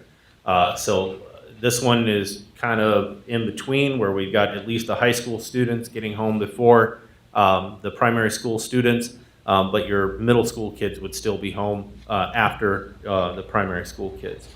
And then the final page there, Michelle, is the same exact tier as the first one I showed. That's with the high school back on the first one, but this time with a 6-hour day. So this would pull that last tier back from the 4 o'clock back to the 3:30. So that's kind of the different models that we kind of played around with. At the end of the day, it still allows us to continue to provide services and supports, transportation for all of our families without having to remove students from transportation. And that was something that we just did not want to do. We don't want to make any more students ineligible for transportation. We want to keep the service levels that we have. And this one would be an hour less. You want to read if they can't see the Yeah, bottom? sure, part? absolutely. So at the bottom, I'm sorry, let me get over there. So at the bottom, this model would give you a 6-hour day versus, so if we're comparing to pre-pandemic school days, we're looking at a 7-hour day. The proposed 3-tier will give us a 6.5-hour day, so we're a half hour off of the 7 hours. The 6-hour day, pulling it back to 3:30, we would be a full hour off of our pre-pandemic levels. It's still a half an hour more than what we're getting this school year, but it's not the full 6.5-hour day that we can go to with the model. So that's the difference with that. And then I put in here the number of ineligible students. So there was some concerns about students walking, the younger students who may be walking. In actuality, our primary school kids on our Tier 3, current Tier 3, there's only 565 ineligible students in that tier. So these are your potential walkers. Obviously, not all of them would walk. There are some parent transport involved, things like that. But these are your potential walkers.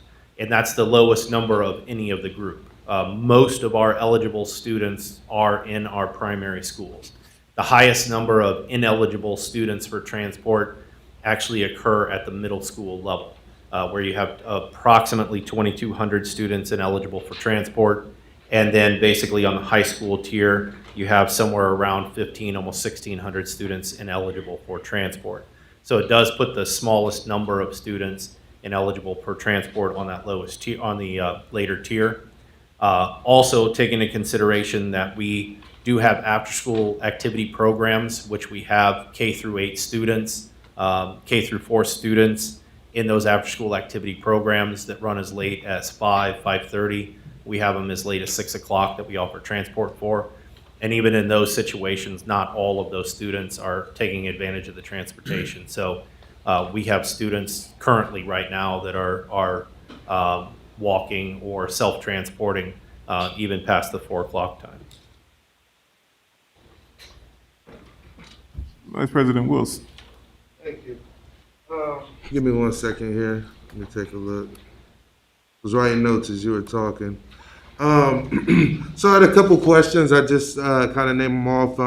The turnover rate within the department, given on the HR report, I can see it's kind of high. What's being done to address that situation, if anything? Second question that I have is I've seen a lot of outbound marketing that was used, I guess that partnership with the 309 group as it relates to Google, Facebook, radio, and TV. A lot of that marketing is, it's not innovative. I don't see any thought put into, those type of outbound marketing opportunities that you've had with that you had to get additional drivers. So what else? I mean, is there any innovative strategies that have been placed that you and your team have come up with, as well as partnerships with different organizations that are out there that that have bus drivers. And I think to turnover and that. So yeah, those are my Okay. questions. And Josh, can you also talk about that article, the national shortage? Sure, yeah, absolutely. And the reasons. Yep, so absolutely. So if I can try to go remember all the questions. The first one was retention. Yeah. So we have focused in the last few years, we have focused on our retention because yes, generally speaking, we lose somewhere between 15 and 20 drivers. We usually hire about the same amount, so we tend to break even. We've done things to increased hours. So in previous years on the two-tier model, we increased from routes ranging anywhere from 4 hours to 7 hours. We standardized those routes, making a minimum 6 hours. So that's giving more opportunities, more hours to the drivers that we have in an effort to retain. This year, by moving to the three-tier model, we expanded that to 8 hours. Again, giving people an opportunity to earn more money because they're able to get more hours instead of just the 6 hours. In addition to that, we do periodic, similar to the Wellness Wednesdays, where we do periodic appreciations. We do something almost on a monthly basis. It can be something as small as, an example was we put out, we had a cookout.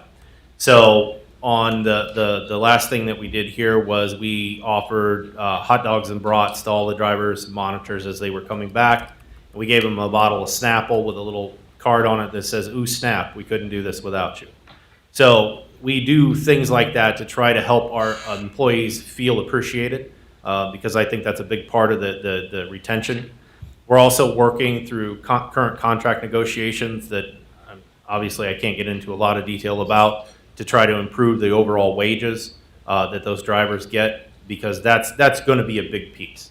If we can get the starting wage up, then it's going to definitely help us to recruit. That has always been kind of a difficulty is the wage, especially as we're seeing minimum wage come up here. And a lot of companies have already just cut to the chase and set their rates at the new minimum wage that it's going to be in the next few years. It's just made it more difficult. What we have done as far as recruitment is we're always trying to do something new. So we used to do a lot of radio that yielded a lot of applicants that started to tail off. What can we do next? We came up with the idea of doing the yard signs. The yard signs were immensely helpful when we did the yard signs. That yielded a lot of drivers. That subsequently has kind of run its course. So this time, instead of doing a lot of individual pieces where we'll do some radio and we'll do some TV and we'll do some of this, and it's rather uncoordinated, which is why we paired up with 309 so that we could coordinate all of our efforts into one single message so that it was in multiple platforms. And within that, before we've never used our own people. It was just kind of, hey, Peoria Public Schools, if you want to make a difference, here's an opportunity to make a difference in a child's life, be a school bus driver. What they did was they took our own drivers and captured their personal messages and packaged that together into the online videos and things like that, which again put a more personalized voice on it, really just trying to convey that message. So that was some of the things that we did this year to try to be innovative. But this is not a Peoria Public Schools exclusive issue. It's a nationwide problem. There's school bus driver shortages across the nation. There's driver shortages in most of the driving industries across the nation. So each school district, generally speaking, a lot of school districts have raised driver wages as a way to help recruit.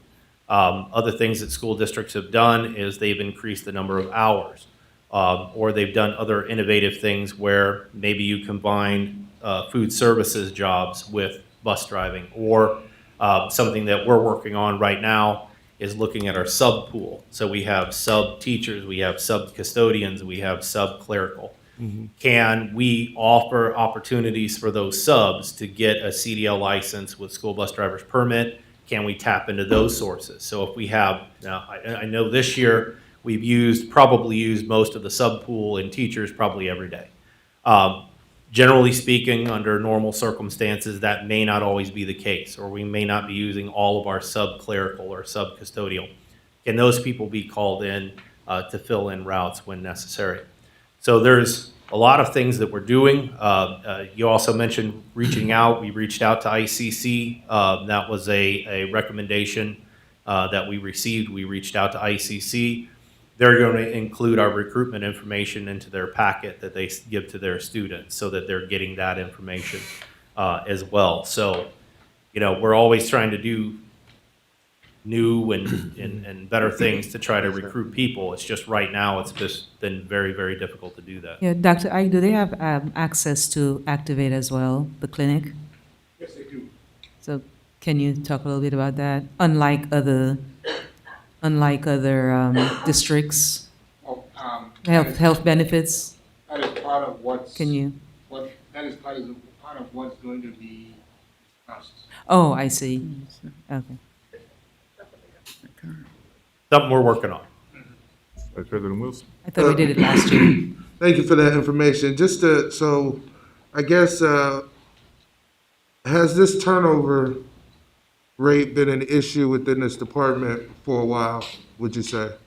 Or what is this something new, this turnover that's been within the department? No, this is something, as long as I've been with the department, as I said, it used to be closer to 25 to 30. I mean, it was not uncommon for us to lose 30 and hire 30 over a course of a school year. In the past, when I was a supervisor, I remember seeing levels up around 40 or 50. When I became director, we started to see those kind of come down. I have tried to make an effort to focus on not only on recruitment but retention. Again, by doing the different things, as I said, appreciation pieces to try to help our employees. But I've also always advocated for higher wages, things like that, which we're seeing at the negotiation table. Some of those things come to fruition because that's going to be a big piece. Yeah, so the turnover, as Josh said, it happened, but we were the difference was we were able to recover, and with the pandemic, they were not able to advertise, they were not able to train, DMV was shut down for a period of time. And then, that article that we read last week regarding, I don't know if it was the New York Times or that came out, a lot of the drivers, they're either retired or they're much, much older. And so what happened during the pandemic, they also just sort of took some time off because they were high risk, a lot of them because of the age. And Josh, you could speak more to that. And so that's also, I would say, another big factor that I read.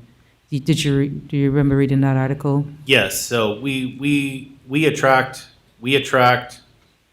some retirees. We get a lot of Caterpillar retirees, individuals like that. We also get a lot of younger people. So we're kind of, if you look at it, we kind of have a group of young people and we have a group of older people there. So this is kind of our main pool is kind of those two areas that we focus on because that's where we get a lot of our recruitment from. But again, especially in the retirees, were really impacted by COVID, especially early on. Now that we have vaccines and things like that, I'm hoping that we start to see a turnaround on that. But again, I mean, woke up this morning, I read an article in the paper is offering apologies to their subscribers because they don't have enough people to get the newspapers out. So it's just, I don't think it's us. I think it's just the climate that we're in right now for various reasons. It's just making it really difficult for us to recruit those numbers.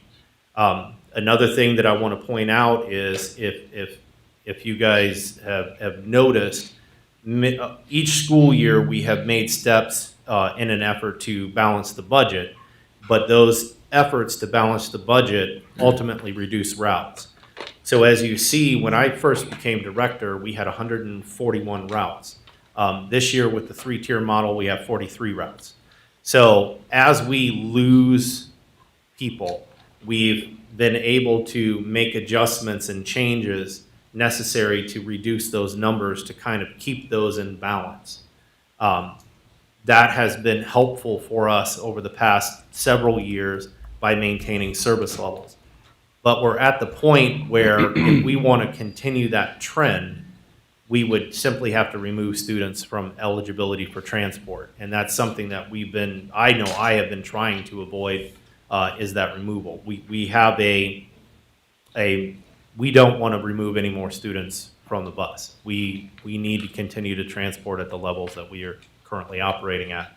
But the 3-tier model allows us to do that with the current resources that we have in the environment that we're in, where we're unable to recruit. So President Sean, go ahead. No, go ahead. I was going to wrap up, so go ahead, please. Okay, Quickly. we've got Mrs. Ralston, Mr. Waller. Okay. I think I asked before, the other companies that provide transportation services, and I've spoken to some of those companies, like First Student and that, and you said they didn't have drivers either. Correct. But I didn't hear you say that you had reached back out to them. Because they initially, we use First Student whenever we needed to, in order to make sure that we get our kids, enough days in school, enough time in school. Yep. So you're saying that they don't have drivers. And I know we have to pay them more because they pay their people more. And so you're saying that they don't have drivers either? We've reached out to First Student 3 times this year, and all 3 times they said, no way. To quote them, not a chance in hell, is what they told us. And why is that? They said they don't have drivers. They're having difficulty recruiting drivers. The local depot here said he is the only First Student depot in the state who is fully staffed with 2 extra people, and that's all he has. So we initially approached him. Can we outsource to you? Just a few drivers. No, I don't have it. Okay.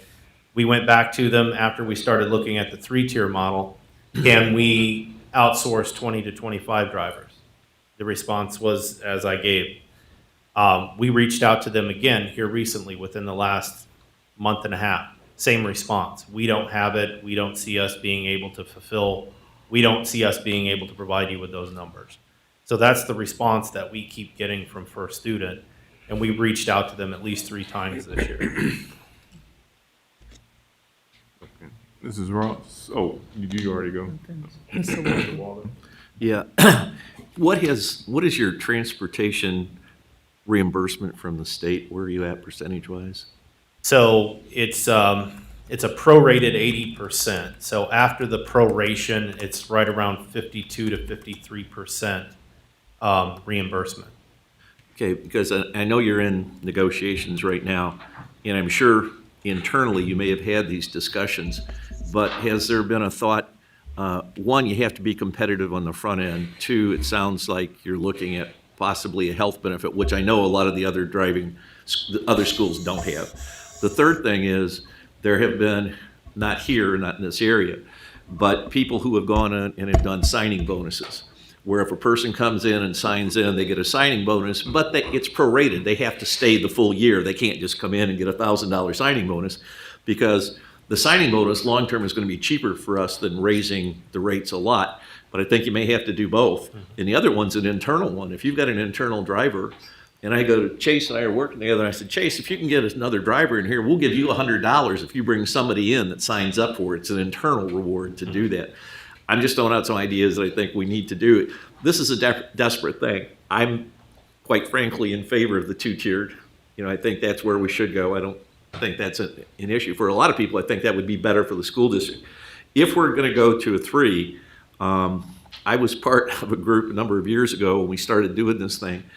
The research, it just has so much. You can't have the young kids going at 9:30 to 4 and that one and stuff with it. The research, my background's in psychology, it's almost unanimous and stuff with it. It's better, as you start to mention, circadian rhythms for middle school and high school kids to do the later one if we're going to do that.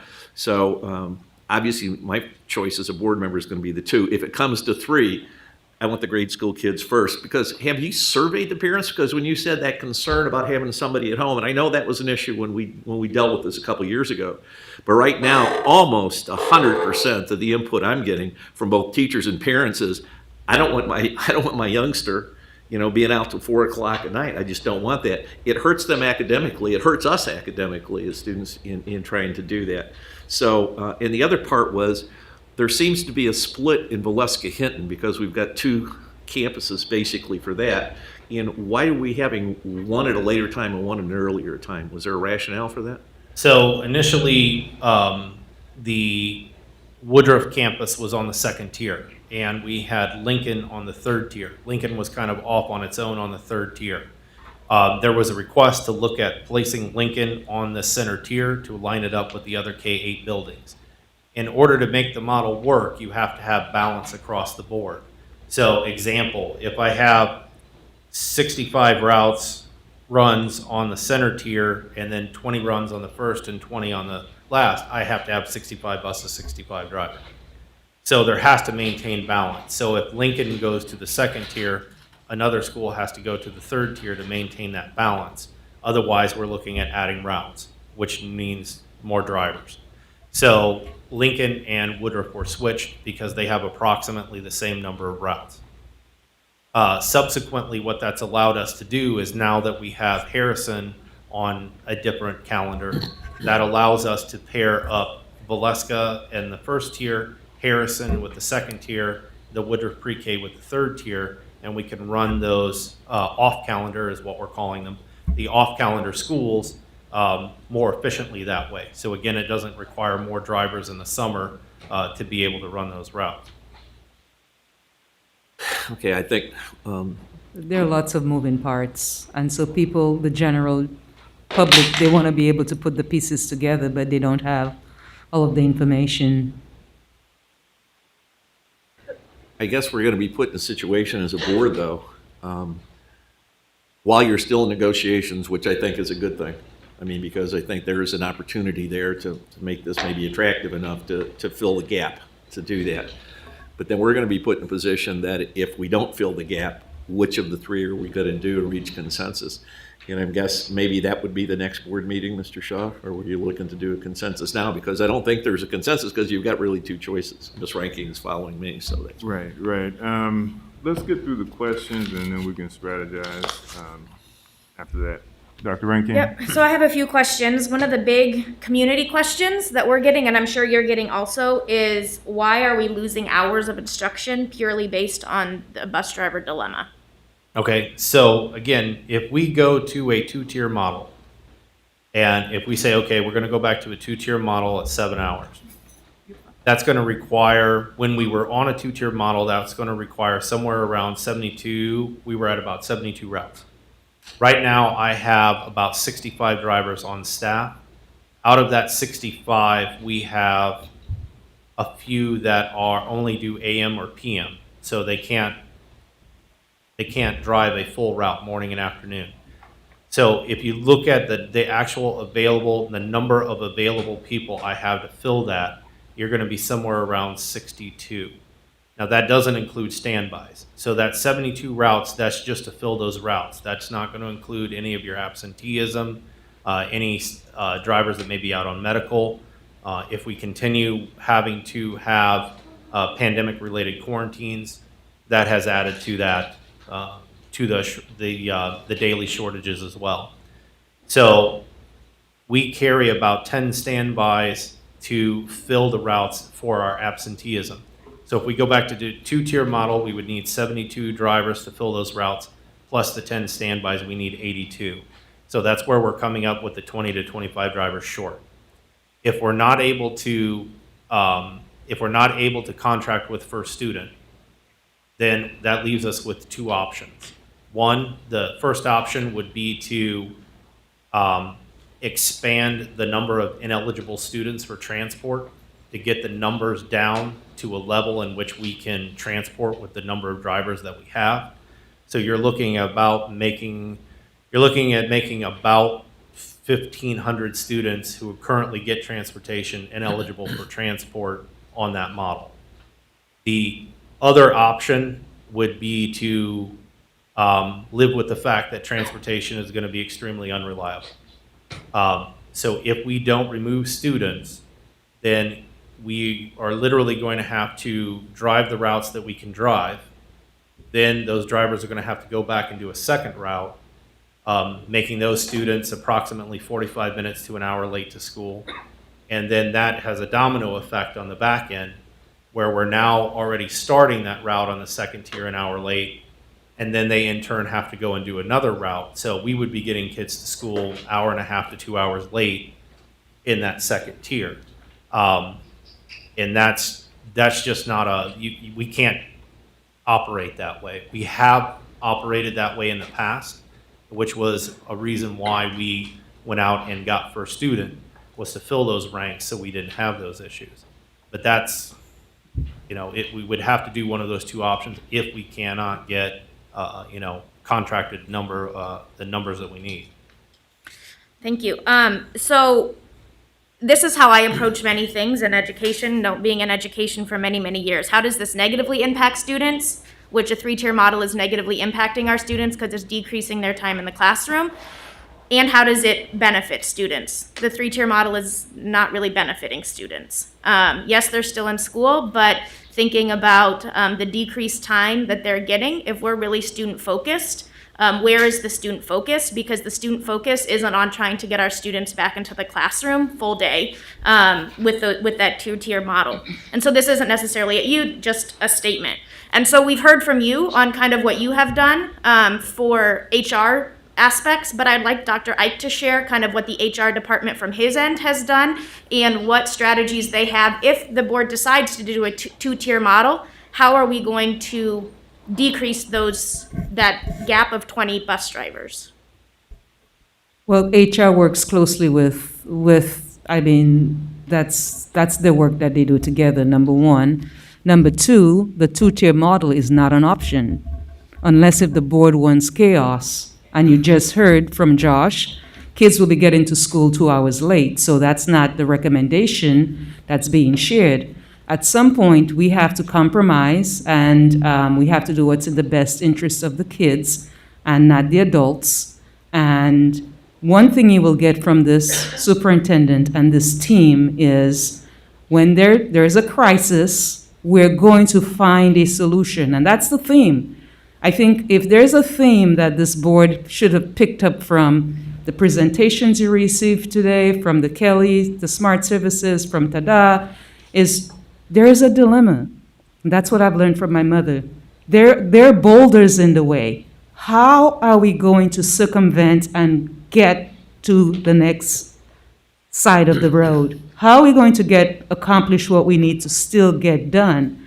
And if it's the 3-tiered bill schedule, kids are still getting 6.5 hours, right?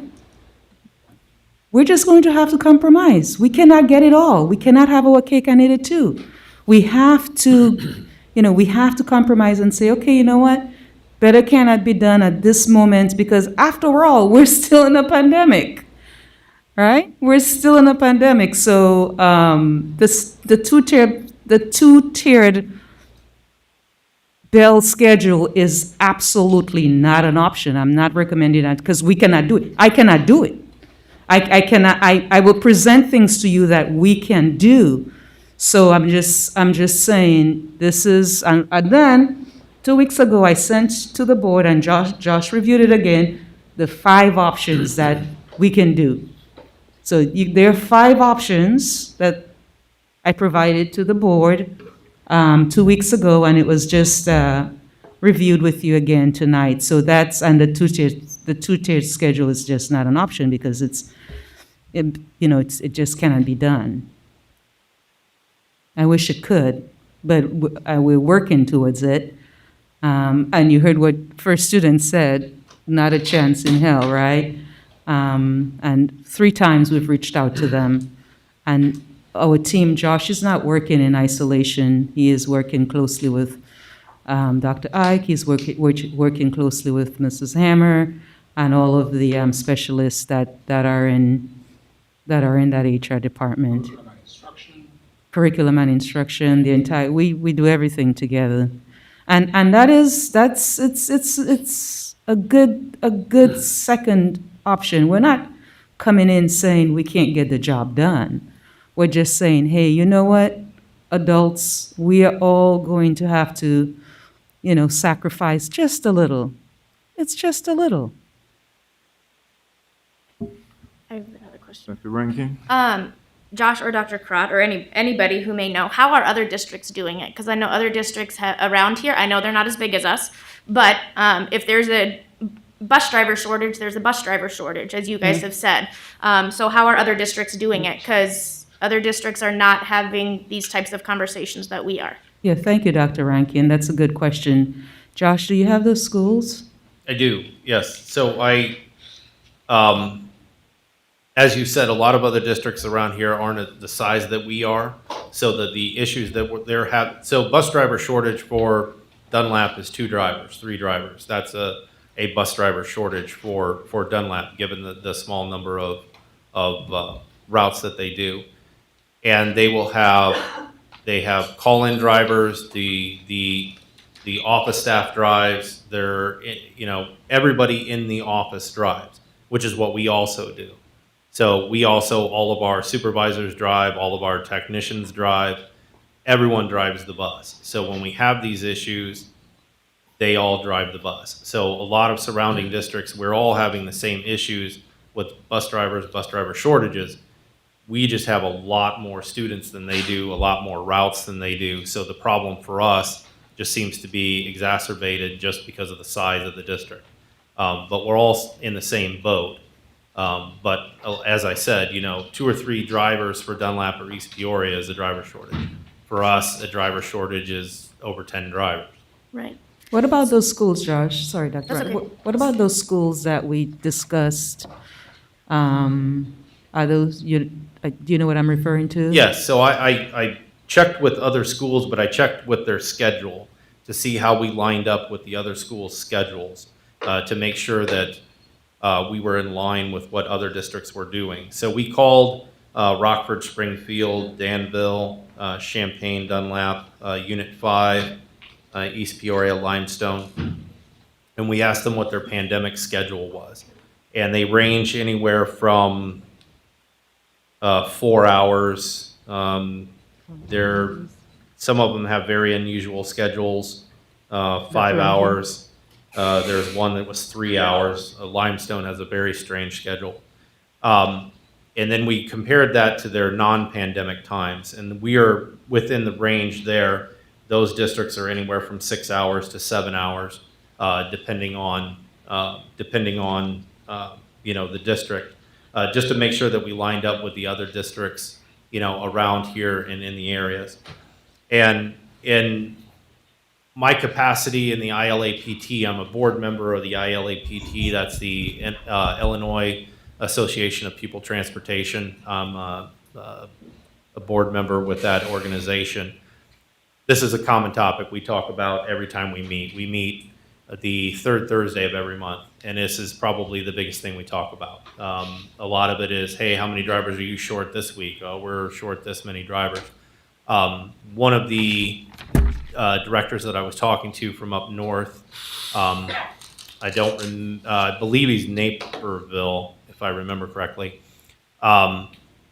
He has an issue that they're providing transportation to every summer school student, doing door-to-door transport. He's ended up with over 200 routes, and he has less than 100 drivers to fill it. And he doesn't know what he's going to do. So these are conversations that we have on a continuous basis. And then, we kind of feed off of each other. What have you done? What have you done? What have we done? To try to make up these driver shortages. So, this was, again, what you're looking at is just to make sure that Peoria Public Schools was kind of in line with other districts. Are we just way out of whack with other districts, or are we in line with other districts? And even moving to the 6.5 hour time frame, we're still within we're still within the range of the other districts that are providing services locally. So then I have a question going off of that. You said that when there are times when people call in or those types of things that your supervisors drive, I'm assuming that means you drive also. I'm not sure I know somebody has to be at the bus barn to answer phone calls. That's usually me. Yeah. So with that, saying we're having all the supervisors drive, or having everyone except you who has a bus driving license in the district, how many bus drivers are we short? So 20 to 25. I need the Including 20 supervisors driving, including. Yes, because they fill absences. So we're just talking how to get fully staffed. We're not taking into consideration the right now 15 to 20% absenteeism rate that we have with drivers. So on any given day, I have at least 10 drivers off. So I need 10 drivers just to fill the filled positions. That's generally speaking what the supervisors and technicians do. They fill that gap because our standby drivers are filling in. They're filling in or they would be filling in on any open routes. So if we were to go to a 2-tier model, we need that additional 20-25 to fill our ranks. But we still need those. We're still going to have 10 to 15 drivers off every single day, and that's what they fill. Okay, and then just my last thing, if we do have, if a 2-tier model is not an option, and we do have to go to a 3-tier model, I would definitely advocate for Valeska Hinton and the other pre-K to be on the same schedule. We don't have to be or the same school. We don't have to be on the same schedule, but we can't be 2 hours away from each other. It has to be one. Right, so that's what I'm saying. So have them be closer, because there are people who work at both. Mm-hmm. And so that would make a 9-hour day and so thinking about not the bus routes necessarily, but also thinking about what it means for people's days who may not be covered by PFT. That's all I have. So as I close board, thank you, Dr. Rankin. Thank you, Josh. One thing that I think our board needs to be really proud of, as a team, we are very creative. We try to figure out how to get the job done despite the challenges, and that's what we have presented to you this evening in a confident way. And obviously, this is a journey, and we're not done. We're going to continue to explore a variety of strategies, and I think as things open up, we'll get, there'll be light at the end of the tunnel. I'm optimistic about that. But in the meantime, I feel really good about the proposal that we have in front of you today, when we consider with kids and with staff and what's in the best interest overall of the entire district. Thank you. I just have one question for you, Dr. Karat. Although we're in the middle of a pandemic and things could change where these people are recruited, or something could change where we're able to recruit people, is this fluid enough to come back and change things after it's voted on? Because you're talking about the fall now. There are a lot could happen between now and the fall. So during my statement, I talked about the recommendation is the 6.5-hour day, and we will continue to, I do not anticipate getting. Just what if? Yeah, so the what ifs would be, then it would be for the beginning, it's an annual thing, for the beginning of the school year. So even if we got the 20 drivers between now and the beginning of the school year. Between now and the beginning of the school year. Before school starts? Yeah. Before school starts, yes. We Yes, would be adjustment, able to absolutely, change that. absolutely. Okay. Yeah, for sure. As long as we have not begun school. Mm-hmm. Thank So you. We then do going have on, semesters. going off of that, what Mrs. Ross just asked, I would hope that we're still doing HR hiring. Maybe not with 309, because that didn't seem very forthcoming with only 3 applicants, but that we are still putting it out there, we're still putting it on signs, we're still recruiting, and that if we do end up deciding on a 3-tier schedule, it's not like, okay, we're fine, but that we are still trying to get those 20 more bus drivers. That's correct. That's what we do. And that's what we'll continue to do. Okay, so moving forward, there was a request to add an action to basically go back to a 2-tier system. That action has not been put forward. It would go on the next agenda. However, I'd like for board members to just consider this very simple model, right? You got the number of tiers, you have the number of drivers, and you have the number of ineligible, right? People that would be ineligible to ride. If you draw a line from one to another, you have to increase. If you increase here, you have to decrease here. If you increase here, you have to decrease here. So any one of these two that are touching, that's a very simple model, very easy way to think about it, and that's the issue that we're facing. All right. So going forward, we need to give the administration a recommendation. We were going to come to consensus. I don't think we can do that tonight. I think people need to digest this, and we can discuss it. Or we can come to consensus offline, or we can add an additional meeting. So, President Shaw, can I go off of that? Oh, go ahead. Yep. Yeah. I would like to at least I would be interested as a board member, not tonight necessarily, but to know where the PFT stands on this, knowing kind of where they're at with that. And also, as we are considering this, I also think that if we do have to decide on a 3-tier model, we need to think about the fine arts teachers, and that if they are if middle school is tier 1 and high school is tier 3, or opposite, that just like Valeska Hinton and the Early Childhood Center would be a 9-hour day, they would also have a 9-hour day. So as Dr. Crott has talked about, there's lots of moving parts, and I think that we need to kind of consider that. However, where I started was that I'm hoping that next meeting that we can put this forth as a vote or a consensus or whatever it needs to be, so that on June 14th, moving into the summer, everyone knows what's happening. And it doesn't have to be up in the air, knowing that things can change, but it doesn't have to be up in the air. All right. So we will take that off. Like I said, we need to consider these options, and we need to come to a resolution on it. Dr. Rapp? Yeah, so the board has 5 options. Okay, thank you. Thank you. All right, we are at presentations by audience. Audience presentations are limited to 5 minutes. We ask that you keep them constructive and respectful. Our first speaker is Ms. Sarah Hall.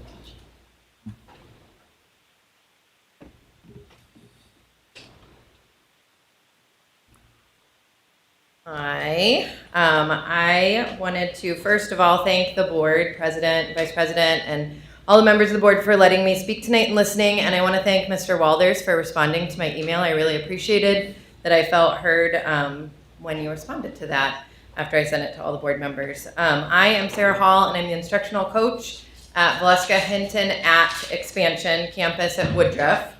And so I'm advocating that just it be considered that we do not have a 2-hour split from main campus. I'm understanding of all the moving parts. I get all that. And as my emails said, I do understand it's a complex system. I've been a parent in Peoria Public Schools, and every time Peoria Public Schools has advocated for something and had research behind it, I've gone and I've backed them. I've been in PTO council for years and really go with the research. And I'm having a hard time understanding how it benefits our kids to be that late in the day, and particularly for Expansion Campus to be split from main campus.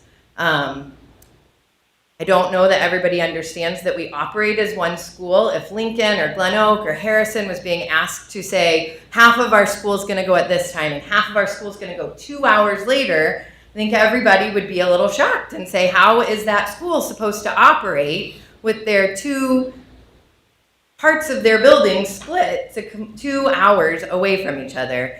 And that's what we're being asked to do at Expansion Campus. We are small, we are 5 classrooms, but we are part of the Valeska Hinton as a whole.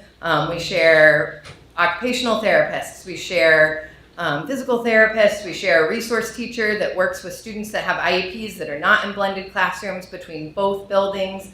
We share speech pathologists that are also resourced out to Head Start classrooms. And we share Ms. Cobb, our principal, who it's going to be really hard for her to be supervising our campuses. And what I worry about is one of those campuses going to feel not supported and not get the services that the kids need because we're 2 hours different, and how can those people's schedules work together? We also share a latchkey program, and we share kitchen staff. So there are a lot of things that work together in our buildings, even though we're in 2 different locations. We have staff meetings together, we have PLCs together, we have SIP days together, we have our institute days together. All of those are done together. Our ULT meetings have people from both campuses involved in our ULT, and those all will be very hard to do if we are supposed to be operating 2 hours apart. I'm alarmed, to use a word that Josh said earlier, I am alarmed at what's going to happen with our teaching associates. When the news came down that we were going to be on the 3rd tier, we have teaching associates in every single one of our rooms, and it's also a position that isn't very high pay for them. And so a lot of our teaching associates have to have second jobs. And when they heard that they weren't going to be able to have that second job, they aren't sure if they're going to be able to come back next year. So I'm kind of afraid that we're just going to trade one shortage for another. And our associates are highly trained individuals who have degrees in early childhood. Just like we won a program to start at Woodruff, we have people in our classrooms that are highly trained with degrees, and they're not going to be easy to just replace and find people who are willing to work those other hours. We have siblings that are split between both campuses. A lot of our 3-year-olds are in half day, and then their 4-year-old siblings come over to Expansion Campus for full day, and those parents are going to be told, your child's only 1 year apart in age, but they're going to be 2 hours apart in school, which is not the same as saying your high schooler is going to go different than your kindergartner, because they assume if they're only 1 year apart that they're probably going to be pretty close in schedule. And then I am so glad that Mr. Kuhn was here tonight, because I respect him and the program that he's doing at Woodruff so much, and I feel really blessed and lucky that we are a part of Woodruff. And pre-pandemic, we were able to collaborate with them. We had an event where they did hair and nails on our small children. Woodworking reached out to us this year and really wanted to do a collaboration between woodworking and us, and with the pandemic it didn't work. But if we're 2 hours different than even Woodruff, again, it's going to impact that. So I was happy he was here tonight, because I really do admire his program. So even if we change, I hope that at some point we revisit going back to be close to Woodruff, and particularly trying to stay just with a 1 hour separation from main campus. We've all accepted we can't be on the same tier. We know the buses have to have car seats. So we get that, but 2 hours is a pretty big time split for us to try to manage. So thank you very much. Thank you. Our next speaker is Mrs. Ernestine Jackson.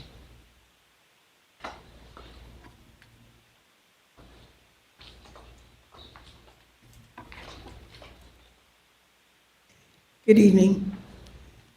My name is Ernestine Jackson. I live at 1123 West Teton Drive in Peoria. I stand today to, again, thank this board for considering the changes of the name of Thomas Jefferson. I'm not going to go into what we talked about at the other meeting, because you know how I feel about it. You know my reasons for wanting that name changed to Dr. C.T. Vivian Elementary School. And I rise as the chair, education chair for the NAACP Peoria branch, where our president is the Reverend Marvin Hightower. We stand solid with the name change. We think that the name change is something needs to happen when our children start reading about the history of Thomas Jefferson and the kinds of things that he did with his slaves and with things that were happening during that time. We think that if you're going to name a school, it ought to be named after someone with integrity, that treats people correctly and right, that doesn't get involved with a teenage slave to have children. Those things that our kids are going to learn as you bring your African American history books into your school. As kids learn the real reason behind the NAACP encourages you to stand up and make that name change. To Dr. C.T. Vivian. I've known Dr. C.T. Vivian since I was about 10 when he came to Peoria. I know what kind of man he is. I know how hard he fought to get the right to vote. I know how hard he fought for discrimination and segregation. So I personally know what kind of person he is. He was a man of compassion. He was a man of integrity. He was a man that cared about people, all people. And that's why I stand here tonight. And I ask you to vote to make that change and make Thomas Jefferson Dr. C.T. Vivian Elementary School. Thank you. Thank you. Our next speaker is Mr. Jeff Atkins Dutro.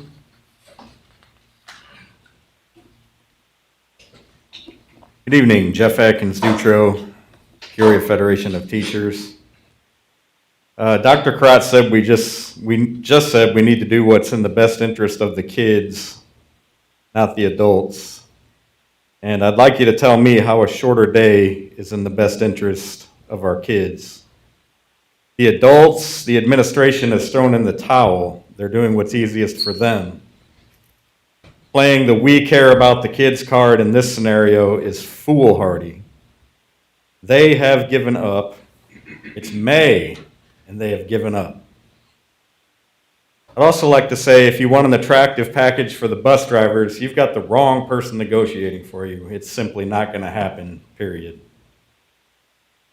For next year, we need to be on the two-tier schedule the community, the teachers, and the BOE voted on. President Adler went through a lengthy process, and that is what was decided on. We need full school days. We need the administration to hire the 16 to 20 bus drivers necessary for 2 tiers. We need a directive from the Board of Education to make this happen. A directive. We will be on 2 tiers. Find the bus drivers, and if they can't, find somebody who can. Thank you. Thank you. Next speaker is Mr. Michael Murphy.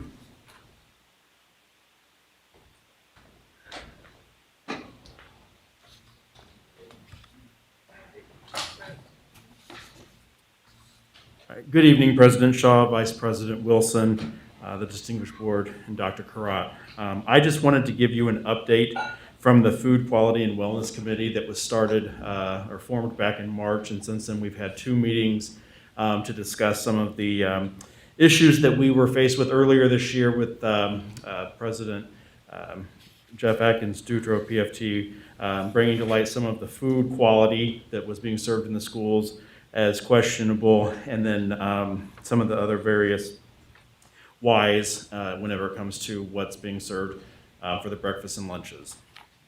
One of the biggest issues that we've seen this school year has been on the variety of the foods that were offered. And one of the things that we really needed to take a look at was what was within the guidelines of the funding that we were receiving for our food and what stipulations were placed on being able to serve different kinds of foods. Once we were able to attend in-person schools or classes, we were then able to start operating hot meals again. This helped greatly with the variety of food that was being offered and not just the grab-and-go cold lunches, which I know we all have kind of cycled through several times already. And so after speaking with every single school that serves a lunch and breakfast, along with other teachers and with PEFT members, that quality seems to have really risen. We're not having the issues reported on food being not the quality that we're wanting any longer. But the main focus now was just trying to figure out how we're able to get hot lunches to all of those schools. There were still, at the time I had ran this report, one school that is currently still not serving hot lunch, and that is at Thomas Jefferson. And that is due to the fact that in order to serve a hot meal, you have to be able to eat in the cafeteria. And so some schools are able to make that work, but with the round being hosted at Thomas Jefferson, they're utilizing their cafeteria for those students so that they can still socially distance. So we're still not quite able to get there yet, but part of what the committee is looking for to do over the summer is to find a way to make that happen so that if we have these same restrictions come in the fall, whether it be getting warming carts to transport the food or other options to work with the principal there to make sure that at least they're getting an option to have a hot meal. And not every school is serving hot meals to every student. Some of them are still working off of that hybrid system, but it still has been a really big improvement on the quality of food, and the students and teachers are much happier with that. So I just wanted to share that update with you guys where we're at on that committee. And then one last thing I just wanted to give a special shout out to Mike McKenzie and his team, because when we were finding out that students were receiving the PEBT cards for their lunch substitutes, there was a certain group of students who were not receiving those, and those were the students who were currently the virtual learners who were going through that Acellus program, and simply because those students were put into a different classification of students. And so he did a lot of research and a lot of figuring out with that, and now all of those students, so if any of those families have not received their PEBT cards, they should be receiving them this month. So just to give clarification on that, so if any of those families are wondering why they didn't receive them, that was just an error that was rectified, and Mike McKenzie and his group are the ones that were able to fix that. So I just wanted to share that update with you. Thank you. Response to audience presentation, Dr. Grant. Thank you, President Shaw. Just want, as always, thank everyone for their perspective. And Ms. Sarah, that's one thing that I talked about with the team over and over again, is the split. We're going to go back and take a look at it for like a third time. So yeah, I just wanted to mention that to you. I know no way's perfect. I know, it's, and as you said, there's so many moving parts, and it's like it's like a chess game. You move, then something, as President Shaw said, perfect analogy, something is going to be impacted negatively, and so it's like, what can tolerate the most pain, right? So, but we'll revisit it, because I didn't like it either, but yeah, thanks. Yes, thank you. We have approval of minutes from the open session on April 26, 2021. Is there a motion? It's been moved and seconded. Is there any discussion on the minutes from April 26, 2021? Seeing none, Madam Secretary, would you please call the roll? Mrs. Costick? Mr. Claus? Aye. Dr. Rankin? Mr. Walther? Aye. Mr. Wilson? Mrs. Ross? Aye. President Shaw? Aye. 7 ayes, motion carries. We have proposed expenditures over 2,500. Questions for Mr. Willis? Yeah. So, Have you seen this one? I sent an email. He's online, isn't he? He's online. okay. I don't think there are any questions for him. Okay. Report of requests under the Freedom of Information Act and the status of such requests. Thank you. Thank you, President Shaw. Since our board meeting on May 10th, we received 0 requests. There were no pending requests on May 10th. Also, all were completed. We have received 11 requests for this calendar year at a cost of $550. Thank you. Thank you, Dr. Karat. We are now ready for the consent agenda. Vice President Wilson. Thank you, President Shaw. The consent agenda consists of the following items. Item 1 gives the school district 2, payment for travel, 3, human resource support, 4, professional services agreement with Lifting Up LLC. 5, canvas of election return. 6, contract between Tata Cognitive Solutions and Peoria Public School District. 7, digital scoreboard, Peoria Stadium project. 8, custodial supplies. 9, office supplies. 10, agreement with Lewis and Clark Graduate School of Education and Counseling, school psychology internship.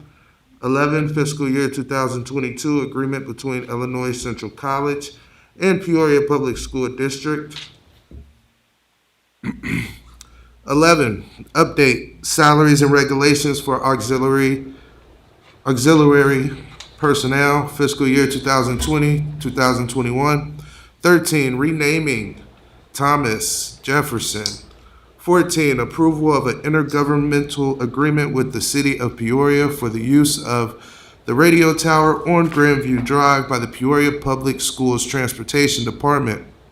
15, agreement with Star Autism Support Incorporated. 16, HMH, American History and U.S. Government. 17, HMH into Literature 9 through 12. 18, HMH into Literature 6 through 8. 19, HMH Social Studies 5 through 8. And that is the entirety of the consent agenda.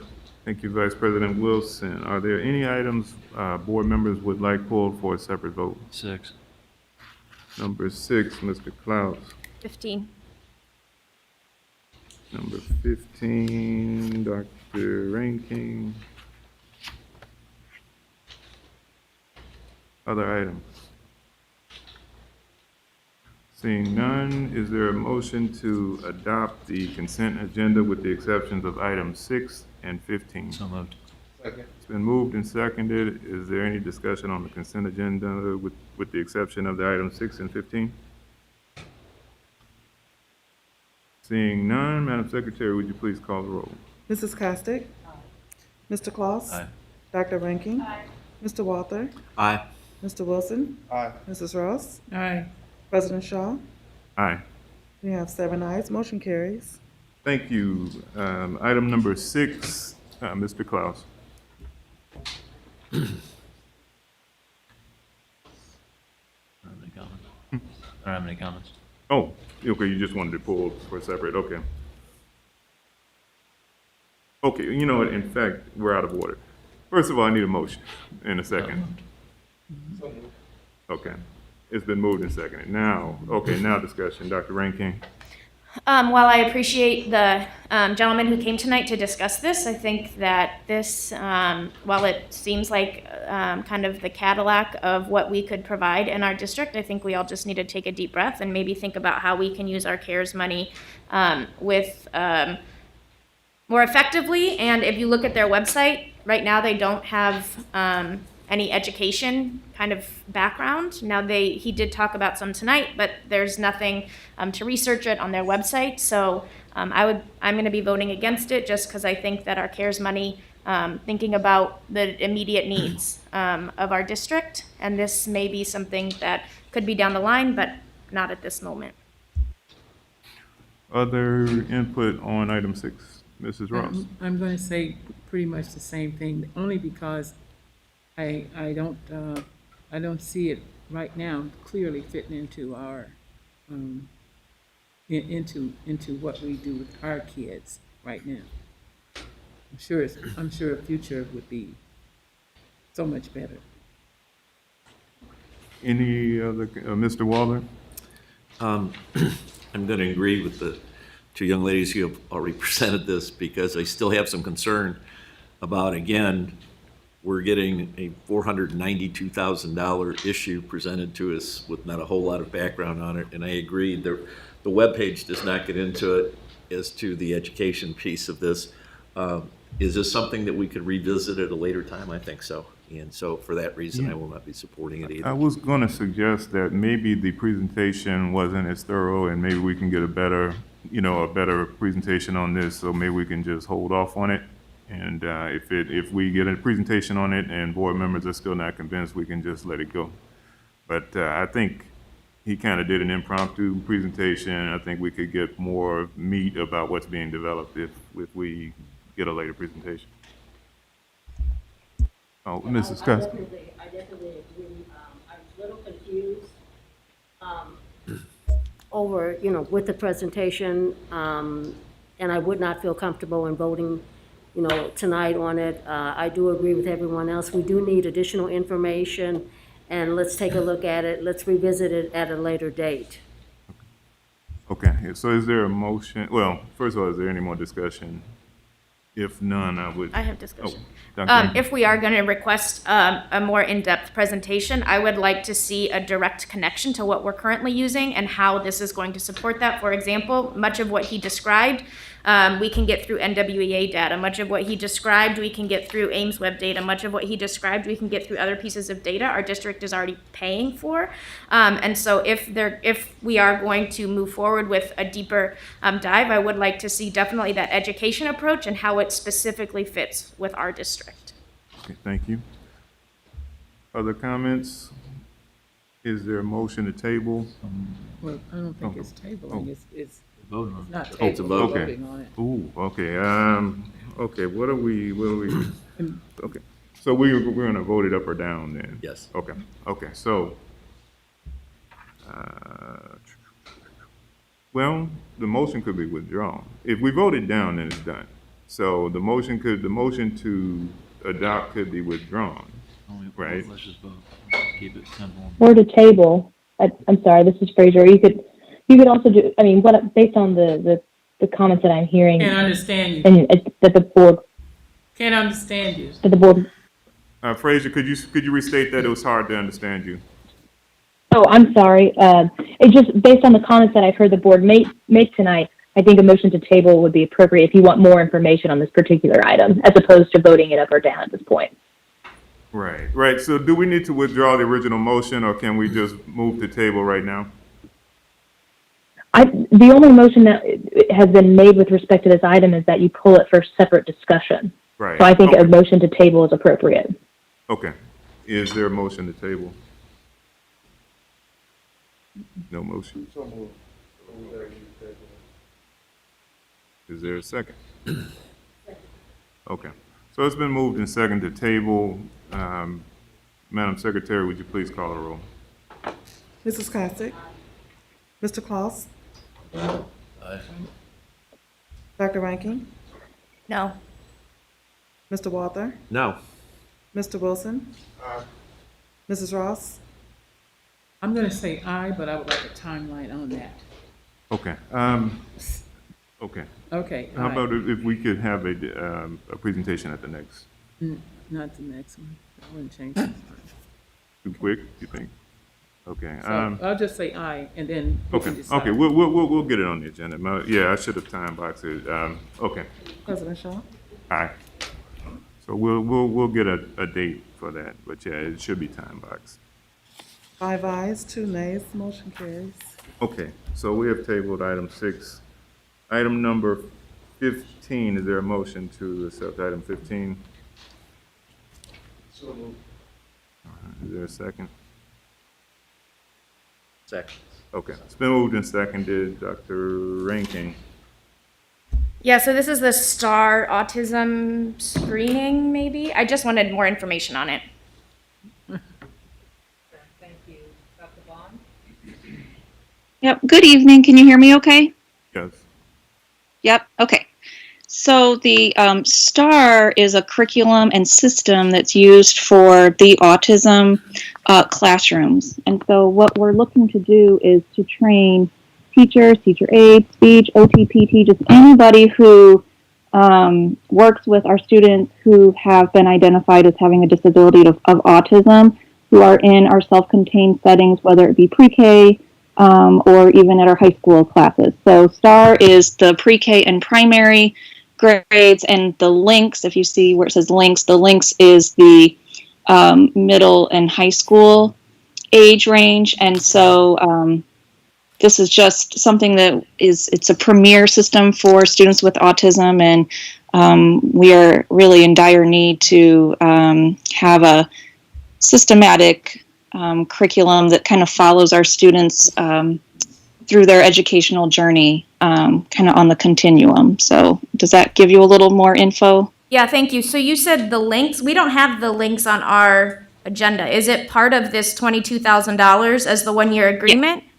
It is. Yeah, Okay. it's all STAR, but they call the middle and high, they call that the links curriculum. So I just wanted to make sure you knew that. Yeah. Okay, but the cost that we have on our agenda is from pre-K through 12?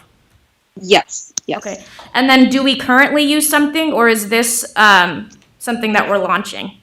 We do currently use components of STAR, but it's not district-wide right now, and that's where we're running into some, some challenges that we've recognized and we want to take care of. So we're using bits and pieces of it, but we really want to kind of push the reset button and let's start fresh and make sure that everybody's trained, and they've revised their curriculum and they have online components now and things like that, and that's all a part of this cost. So this cost is the agreement with STAR, and I'm assuming there's like an online component. Yes. Okay, so then after this one-year agreement, how much is it to continue to use the online version? That I would have to pull that up. It would be based on student and Like not per student cost? Yeah. Okay. Yeah. I'd have to pull that up and get that. That's okay. to So you. so I guess my question is really the $22,000 is for training and to get it launched district-wide.